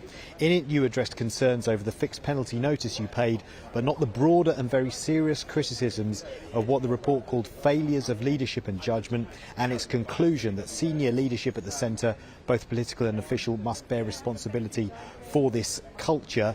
You will know that the Nolan principles of public life are absolutely central to the ministerial code, and that the seventh of them is leadership. So the only fair conclusion to draw from the Sue Gray report is that you have breached a fundamental principle of the ministerial code, a clear resigning matter, but your letter to your independent advisor on the code ignores this absolutely central, non-negotiable issue completely. And if it had addressed it, it is hard to see how it could have reached any other conclusion than that you have broken the code. So, the Prime Minister here, he needs his friends and his allies around him with this vote of no confidence taking place this evening. One would have thought that given what John Penrose MP has said in that letter, that he will be voting against the Prime Minister this evening when that vote takes place at 6 o'clock. Paul, thank you very, very much there. Of course, Paul Hawkins, right outside Downing Street, bringing you that latest. Well, who better to go to than the man himself? He's been sitting here patiently throughout the show. Michael Fabricant, great to have you on the show. John Penrose, hardly a household name in his own home, but he has resigned. Yes, and I think we'll see more of this as we lead up to the vote at 6 o'clock. I think this is all very coordinated. As I said earlier on, it was being released, if you like, yesterday, that the names would be sufficient to trigger a no confidence vote or a confidence vote. Quite clearly, there is a system behind all of this. I think more people will announce them. And, you know, these are not people who are well known. These are people often who have been, shall we not say sacked, but moved on. As ministers, and so have got grudges. Anti-corruption czar is important, but it's not paid. And, yeah, all right. I mean, but John Penrose, I have to say, at the end of the day, is not keen on things like our policy to try and stop illegal migration. He is very keen on some of the more left-leaning issues, and I respect him for that. But this will, as I say, be all part of a plan today to try and get momentum. And just before we take a short break, is there somebody who you think could publicly come out and say, I will vote against the Prime Minister, perhaps a popular MP, who will make people who might be considering voting for the Prime Minister think again? No, I mean, the interesting thing is, I don't think it matters whether they're popular, unpopular, or even not heard of. I think most MPs have made up their mind, to be honest. There may be a few who are wavering, but whether or not anyone is going to say, oh, well, John Penrose has quit, it's going to make a huge difference to me. I don't think so. No, not me either. I had to double-check how you spelt his surname. Anyway, Michael, thank you very much. Michael Fabricant will be with us throughout the show, but after the break, we'll have more on the news this morning, of course. The Prime Minister, Boris Johnson, faces a vote of confidence. We'll have the latest news, views and reactions, so don't you dare go away. Hello, I'm Aidan McGivern from the Met Office. A lot of cloud for many through the rest of the day, especially England and Wales, but it'll be fine in the north, and for southern parts of the country there will be some showers around. Those showers because an area of low pressure is moving away. It's taking a trailing weather front with it, but leaving a legacy of cloud across much of England and Wales, and some showery outbreaks of rain, particularly through the southern counties of England, along the M4 corridor, for example, up through into South and Mid Wales. There will be some brighter spells to the far south around the English Channel coast. And for Scotland and Northern Ireland, well, that's where the best of the brightness will be, with sunny spells for Western Scotland and highs here of 21 or 22 Celsius. Also feeling warm where the sun comes out in the far south, but there'll be a lot of cloud for central and southern parts of the country. That cloud only slowly thinning and breaking overnight, whilst another area of showery rain pushes into the English Channel coast, affecting the Isle of Wight, Sussex, as well as Kent. Now, elsewhere, mostly dry, but there will be some showers affecting the North Sea coast of northeast England. Clear spells for Scotland, for central and southern parts of England, and a few mist and fog patches around first thing Tuesday. But otherwise, for many, it's a dry and relatively bright start, but cloudy conditions will prevail across southern Scotland, parts of northern England into the Midlands. Some showery rain at first here, and then more widely, sunny spells and showers will affect the southern half of the UK, as well as Northern Ireland and Western Scotland by the afternoon. A warmer day to come, though, in the south, 22 Celsius possible, where we get some of those sunny spells. But by the end of the afternoon, further showers are pushing into the far southwest, reaching Northern Ireland as well as parts of Wales during the evening. Clear spells continue towards the east, and then a mixed end to the week. It's going to be showery on Wednesday, and it's going to be increasingly windy on Thursday and Friday.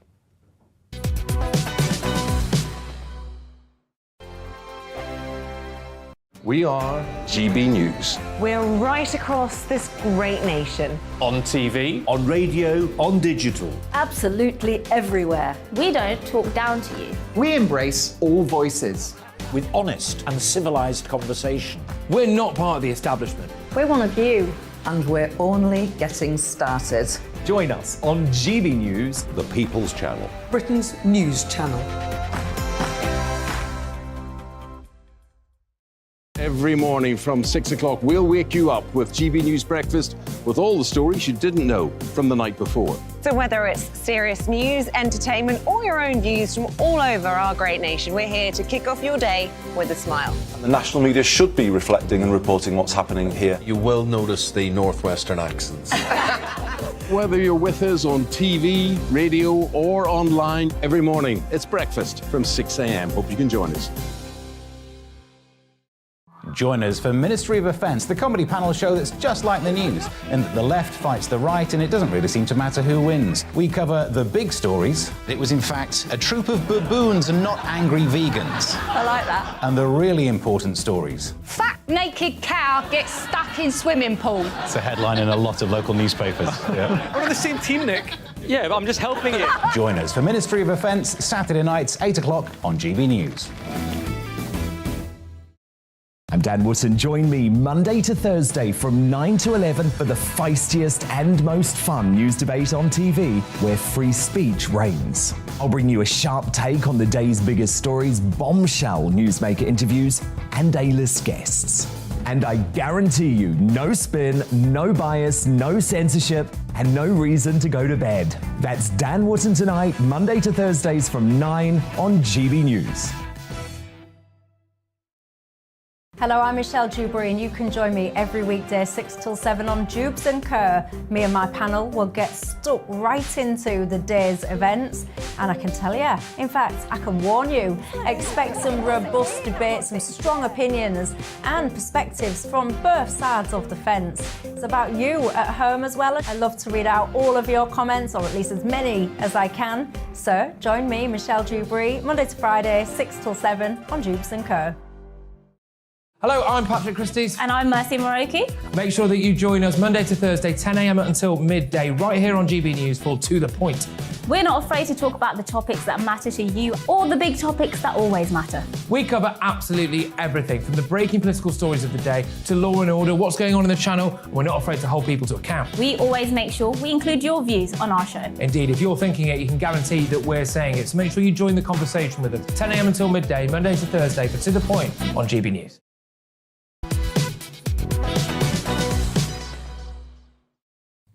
Good morning, everyone. Boy, have we got a cracking final half hour of this show lined up for you. It's Patrick Christys here alongside Mercy Muroki on To The Point on GB News. We're live on your TV, online and radio this morning. Yes, now a vote of confidence in the Prime Minister Boris Johnson will be held by Conservative MPs at 6 p.m. tonight. The vote was triggered after at least 54 Conservative MPs submitted letters against the PM, triggering that vote. If he loses, he will be forced to stand down as Prime Minister, and that will trigger a leadership election.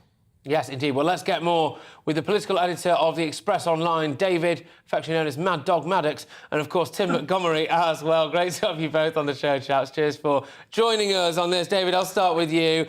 I mean, what's your overall impression of how this is going to go down? Jeremy Hunt, surprise, surprise, just come out against Boris Johnson. That's not exactly a big shock.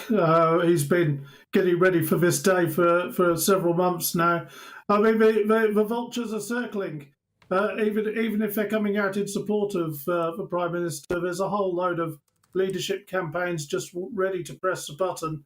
There's been a kind of inevitability about this for at least a couple of weeks now. And he'll win. He'll win today, but it depends how damaged he is. Tim, let's just go to you. Thanks for joining us. You've had a somewhat complicated relationship with the Prime Minister. You were his social justice advisor, which now seems like years and years ago, and you resigned because you clearly didn't have faith in the Prime Minister. What are your views of the Prime Minister now? You're right, Mercy. I'm very disappointed, though, that I haven't got a nickname like Mad Dog Maddox, though. I have to work on something so I can be introduced in style as well. But look, I resigned from the Prime Minister because I saw massive dysfunctionality in Downing Street. I saw that a lot of the problems that I'm afraid have beset this government over the last couple of years was just going to get worse and worse. Boris Johnson refused to act when I made very direct, detailed warnings towards him. I resigned for that reason. And, I don't think David and I, Mad Dog David and I, don't really disagree on very much. We have the same basic views. We've reached a different conclusion, I think, about whether Boris Johnson, should survive. I don't see why a Conservative government is putting up taxes on working people at the moment. It can't control the English Channel crossings. It's imposing green levies on the British people at the time of a cost of living crisis. I can't really understand why someone like David, with his views, continues to support a government that, as far as I can see, is way out of touch with the natural Conservative base of the party. All right, well, that's Tim, the full Monty Montgomery over there. We'll go back to you then. We'll go back to you then, David. How can you continue to support him? Well, I think there was a big assumption there that I am continuing to support him. I mean, I do have to say, I do wonder what people in Kiev are thinking today, as the Prime Minister who's effectively led the international effort to help them fight Russia is about to, his MPs are about to try and ditch him. It must look particularly dysfunctional from that point of view. But no, I agree with Monty, with a full Monty there. But actually, the problem has not been Partygate. Actually, I think the Partygate in some ways is a convenient excuse. There's a few MPs who are angry about Partygate, like Andrew Bridgen and things. But the real problem is policy. It's tax rises, as Monty says. It's the green levies, net zero, the nanny state stuff, the failure to kind of get rid of all the kind of woke stuff riddled in the civil service and things like that. And certainly the Channel Crossings has been a total disaster. So it's in the end, it's policy that's going to do for him. They're not convinced he's a Conservative. He's got some of the big decisions right, but maybe his time is up. Yeah, and Tim, this might well be the wake-up call the Prime Minister needs to maybe get back to Conservative policy, if indeed many people are thinking that he's no longer a Conservative Prime Minister. What do you think the Prime Minister should be saying to backbench MPs today to get them on his side when it comes to the policy agenda he wants to deliver? I think probably opinion of those who are against him now probably won't be changed. I think he'll survive today, Mercy, but I don't think he will survive by the time of the next general election. I think his days are now numbered, because that issue really that I began with when I replied to you, it's fundamentally is his dysfunctional personality. There's too much chaos around him. I think he could appeal to say that he will, there's a lot of deadwood in the cabinet. I think he could bring in an awful lot more talent to make his government more effective. But I think that's too late now. I think ultimately the British people have decided they don't believe a word that he says. And you can't have someone going into a general election making manifesto promises when people will greet with anything he says with fundamental disbelief. Good stuff. OK, well, look, thank you very much, both of you. Really enjoyed that. Political editor of the Express Online, David Mad Dog Maddox, and Tim, the full Monty Montgomery there, founder of Conservative Home and former advisor to Boris Johnson. Look, very shortly, we're going to be going to the MP who's just resigned, John Penrose, who was, of course, the anti-corruption czar. But before that, Michael Fabricant joins us here. Michael, yes, this Jeremy Hunt tweet. Just very quickly, Michael, this Jeremy Hunt tweet, he's come out against him, hasn't he? No, you initially backed Hunt in the initial... Yes, I did, and I actually thought he could become a great Prime Minister, but you know what? He wouldn't give a clear exit date for Brexit. He was going to go down the same line as Theresa May, and I had to abandon him. And, Jeremy Hunt's resignation is no great surprise, or his tweet. Mercy was just saying to me that 2 years ago we were going through a leadership election, and you know what? It's Groundhog Day. It is Groundhog Day. Michael, thank you very much. Stay at it, mate. We're going to be, for want of a better phrase, dipping in and out of you for the next half an hour or so. John Penrose is with us now, who has, I believe, just resigned, the PM's former anti-corruption champion. Thank you very much, John. Look, great to have you on the show. Look, are you part of a coordinated effort, really, to do this? Has there been some kind of coordinated coup here that you're just the first block of? No, if there is a coordination going on, I'm not part of it and I don't know anything about it. I was actually reading with interest some of the stuff which has been circulated apparently over the weekend by the pro and anti camps. None of them sent any of it to me. OK, all right. So realistically, why right now, then? What was it? Was it the no confidence vote that triggered it for you, triggered your resignation? You'd be keeping your trap shut before that? No. Yeah, the reason I actually wrote the letter yesterday before I knew that there was going to be a no confidence vote today, and the reason why was because middle of last week, before Her Majesty's Platinum Jubilee celebrations got underway, the Prime Minister responded for the first time to the Sue Gray report in terms of its effect on the ministerial code. And so I had a chance to read that letter over the course of the long weekend. And I'm afraid what it shows is that the Sue Gray report shows very, very clearly that that the Prime Minister had major failings of leadership, and those are absolutely key. They're a key principle, underlying foundation stone of the ministerial code, and it means that if you've not adhered to those, you've basically broken the ministerial code. That's what the Sue Gray report is saying. Therefore, if you break the ministerial code, you've got to resign. Yeah, I do understand that, but I do have to admit what the justification you're giving seems to be relying on what is technicalities, basically. Yes, they're justified, as you mentioned there. Then there are the Nolan principles, and in your opinion, he's shown to have broken those. But that's all very technical. I mean, do you also lose faith in Boris Johnson as an individual, as a man to lead the country? What do you think of Boris Johnson as a leader in the broader sense? Forgive me, the ministerial code and the principles about integrity in public life, so integrity, honesty, leadership, those are not technicalities. No, but I mean, you're just... So are you saying you don't believe... The Prime Minister said so in his own reply. He says these are absolutely essential as the way we do business in our democracy. They're essential for any government. Those are his words, not mine. So by definition, then, you don't think, Boris has any integrity. You think he is a liar. What do you think about the man as a leader himself? Because, let's be honest, he did secure a massive majority at the last general election. People put their faith in this man. So I'm making a broader point. What I'm saying is very straightforwardly and very simply, he's broken the ministerial code. And in a serious and material way, and that is historically, traditionally and rightly a resignation matter for him, and it has to be a resignation matter for me too. OK, all right. Well, look, thank you very much for joining us. Clearly, you've resigned there over a matter of principle. I suspect that you may well not be the only person going there today, John, but we appreciate you giving us your time so quickly after what must have been a major career announcement for you, essentially. John Penrose there. Right now, people, strap yourselves in, because very shortly, fingers crossed, we're going to be going to the one and only Jacob Rees-Mogg, who, as we understand it, is waiting in the wings for us to come on. He's, of course, going to be giving us his views on that. But I believe, just quickly, we can throw back to that 1922 committee chairman, Sir Graham Brady's statement earlier this morning. So here's what he had to say.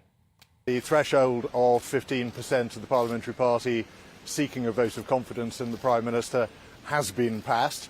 Therefore, a vote of confidence will take place within the rules of the 1922 committee.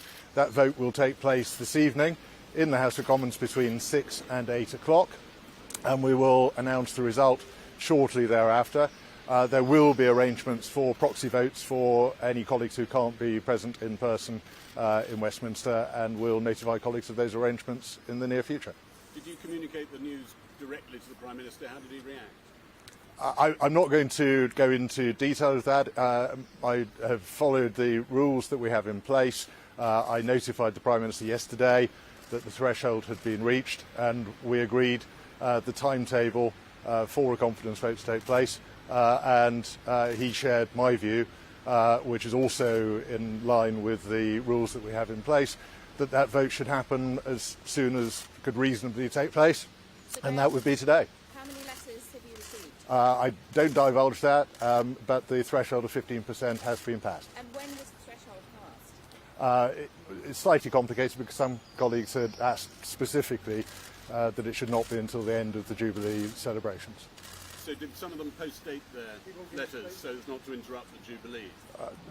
I think that's not a bad description of what was taking place. And that's when the threshold was breached? Therefore, we reached the point where I could communicate with the Prime Minister yesterday, which I did, and as I said, he agreed with me that we should conduct the vote as quickly as we reasonably can.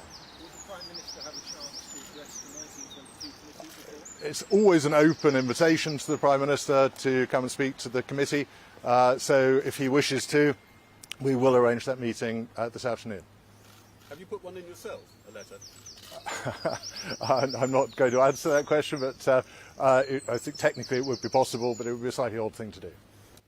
Right, so that's Sir Graham Brady there, of course, talking earlier outside Parliament about this confidence vote. But we're going to whiz ourselves over now to Minister for Brexit Opportunities and Government Efficiency, Jacob Rees-Mogg, who joins us now. Thank you so much for joining us, Mr Rees-Mogg. Well, what do you make of this? It's tarnishing for the Prime Minister's reputation. It's a bad luck for the Conservative Party as they go into these by-elections, surely. Well, I think as there's been so much gossip about these 54 letters, to have the vote and to deal with it is a sensible conclusion, that endless gossip about what the numbers were wasn't necessarily helpful. And, you know, I know I'm not going to get you to speculate as to what the result might be. I know I'm not naive enough to think you might give me that answer. But the reality is, regardless of how much the Prime Minister wins by, if he does indeed win, Sir Keir Starmer and the Labour Party will be rubbing their hands, because they'll always be able to say for the life of this Parliament that, you know, Boris Johnson's own MPs don't even trust him, so why should the country? Well, we'll have to wait and see whether Sir Keir can rub his hands, because he may have the arm of the police on his shoulder in Durham, so I wouldn't be rubbing hands together too quickly if I were him. No, the Prime Minister has a mandate from the British people.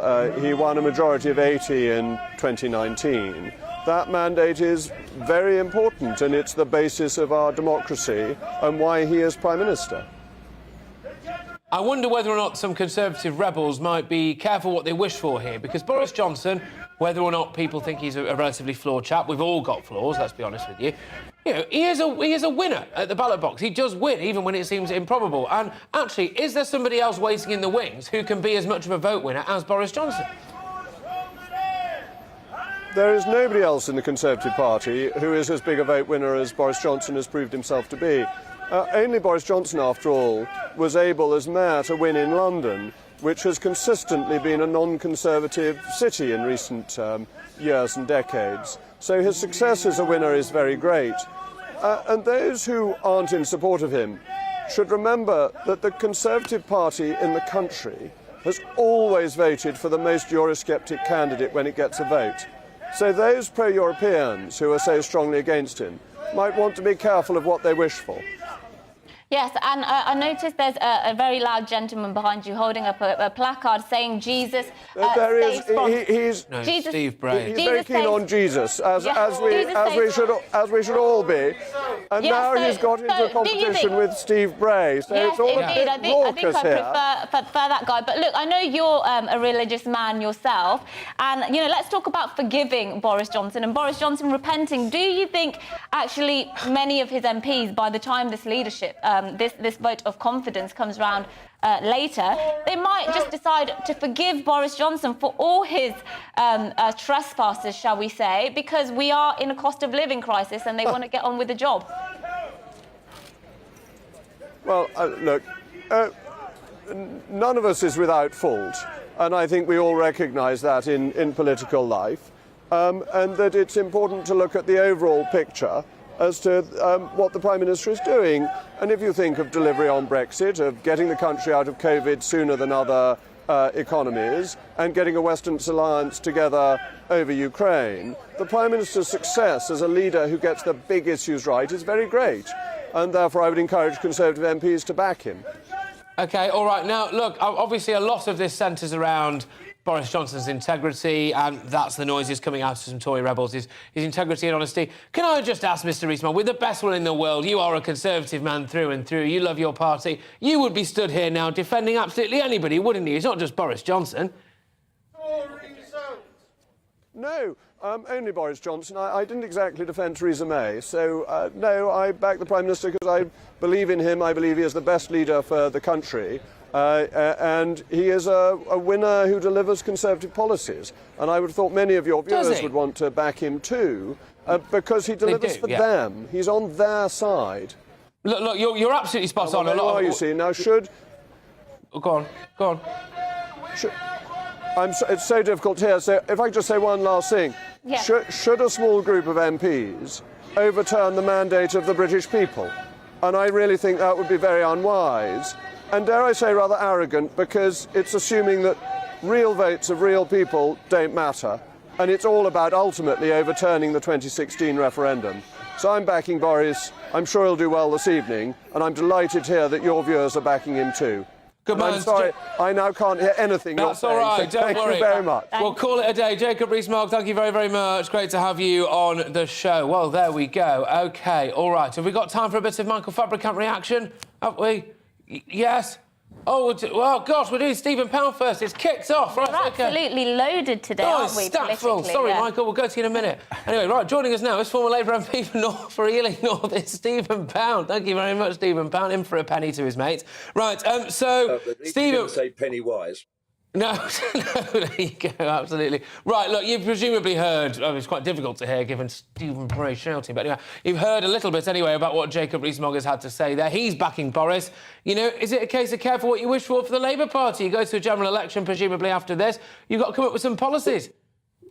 Well, we got more policies than you could shake a stick at. But look, what's extraordinary about this is the sheer brutal ruthlessness of the Conservative Party. I mean, it's absolutely staggering. You know, they may not be able to organise a booze up in a brewery when it comes to the economy, but good Lord, do they know how to defenestrate a leader? The Labour Party, God love us, we've never done it. I mean, even when Ramsay MacDonald was, you know, he voted against us when resigned as Prime Minister, we still didn't chuck him out of the party. But the Tories, you know, the mere whiff of grape shot, and by God, the men in the grey suits are peering out of the wainscoting with nooses and sending people into the library with a glass of whiskey and a pearl-handled revolver. The Labour Party, we've got the people in the grey boiler suits. But no, look, from the Labour point of view, obviously, the best thing for us is in the Whip's office back in the day, we used to have a picture up of what we used to call the wounded wildebeest of the week. We'd always know that there was one Tory that we could absolutely pile in on. It was very, very vulnerable. And just as you remember those marvellous films with the wildebeest thundering across the Serengeti plains, and there's always one of them gets peeled off. Boris Johnson is walking wounded. He's dead man walking, come what may. It's finished, it's over. He'll probably win tonight.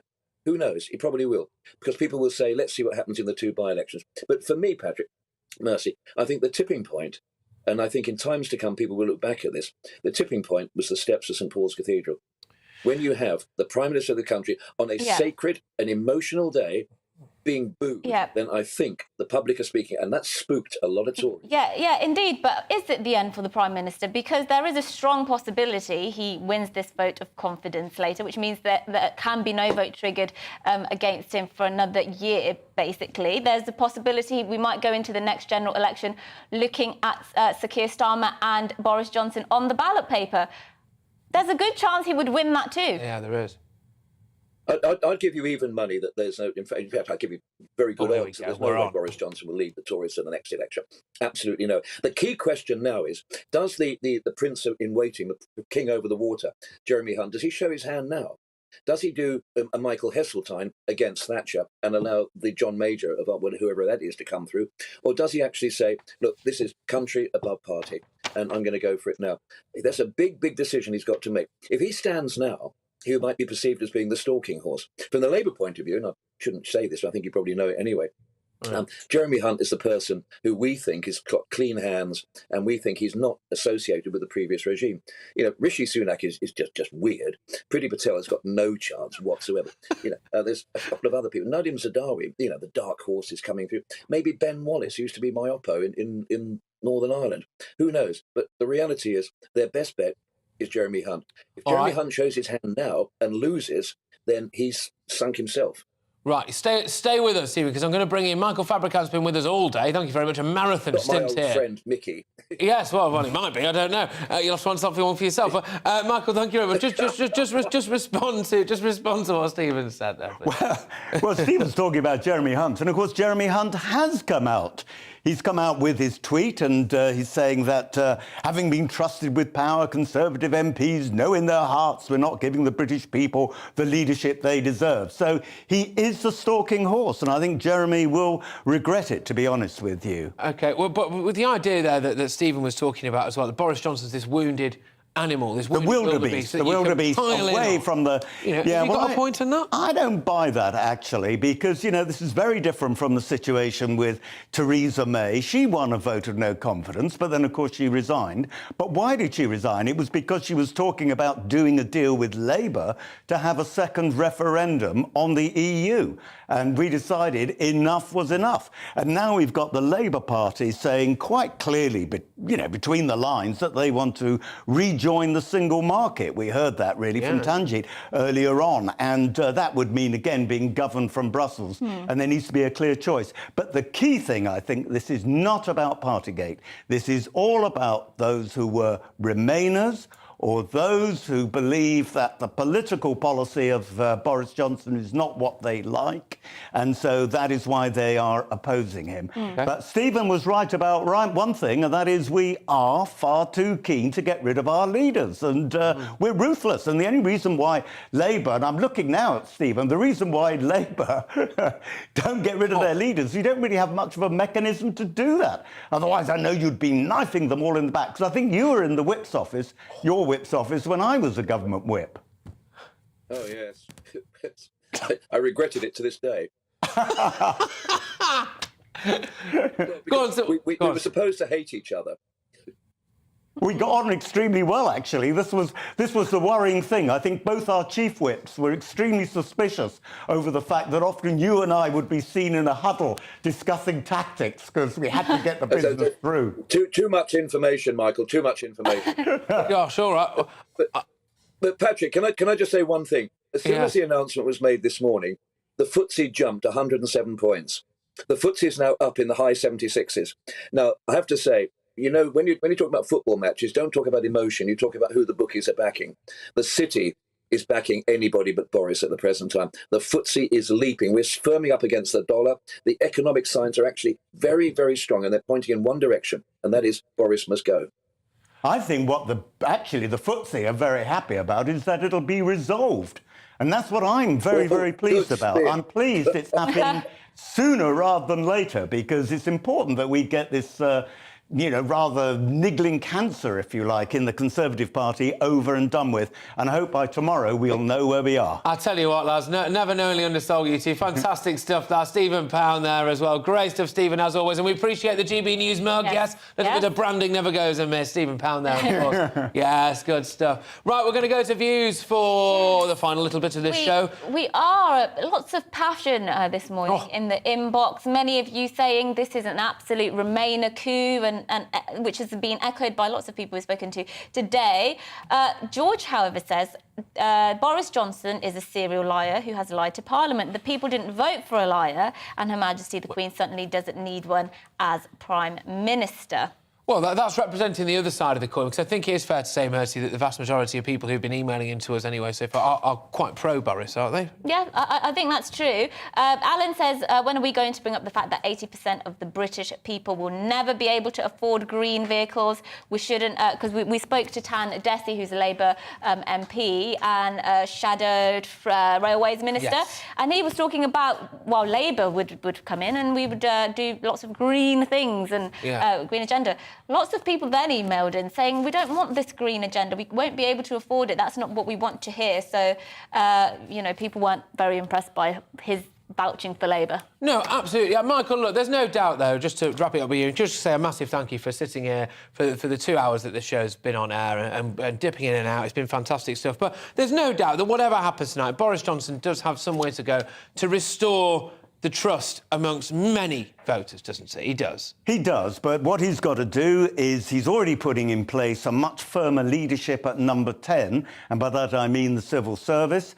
I have no doubt that he will make changes to his ministerial team, and it'll be interesting to see what happens there. And I'm not bidding for any position, I have to say. I rather enjoy doing this GB News stuff, and we enjoy it too. But there's no question that I think that Boris will be a vote winner. I mean, I know he's not popular at the moment, but the point is the Metropolitan Police have said that he wasn't a serial breaker. Nobody, apart from John Penrose, is saying he's broken the Nolan rules, and most people haven't got a clue what the Nolan rules are anyway. Yeah, he did still receive that fixed penalty notice, though, of course. Well, let's forget that. But let's see what happens to Keir Starmer, who incidentally turned out to be a real hypocrite. Indeed. Because Keir Starmer said when he was being investigated, Boris was being investigated, he should resign. Yeah. Now Keir Starmer's being investigated.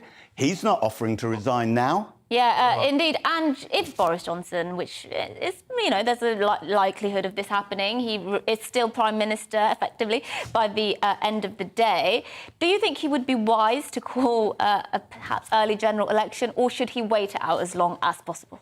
Well, If I were he, I would choose the best moment, as all prime ministers do. Clearly now is not the best moment. I don't actually know where this story has come from. Maybe it's come from the government whips trying to frighten people. I don't know, but it won't fool anybody.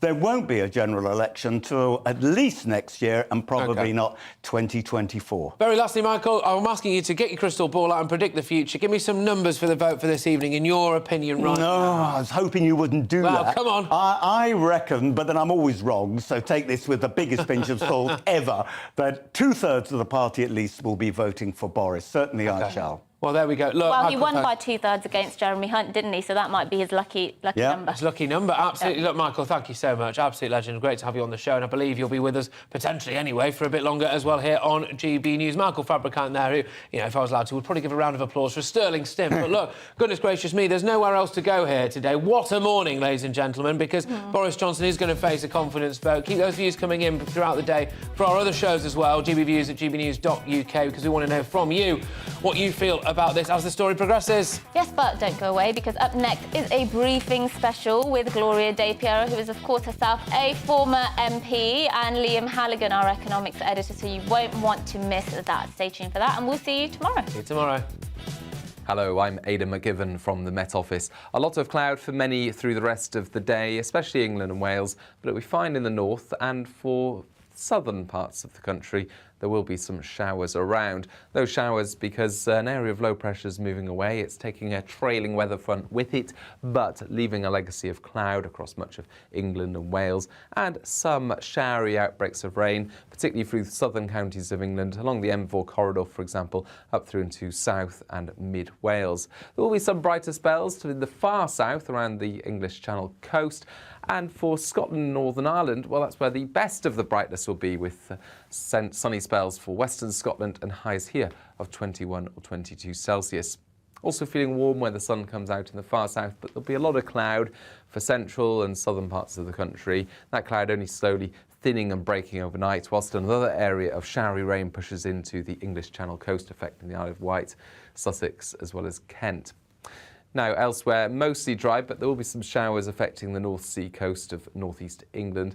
Clear spells for Scotland, for central and southern parts of England, and a few mist and fog patches around first thing Tuesday. But otherwise, for many, it's a dry and relatively bright start, but cloudy conditions will prevail across southern Scotland, parts of northern England into the Midlands. Some showery rain at first here, and then more widely, sunny spells and showers will affect the southern half of the UK, as well as Northern Ireland and Western Scotland by the afternoon. A warmer day to come, though, in the south.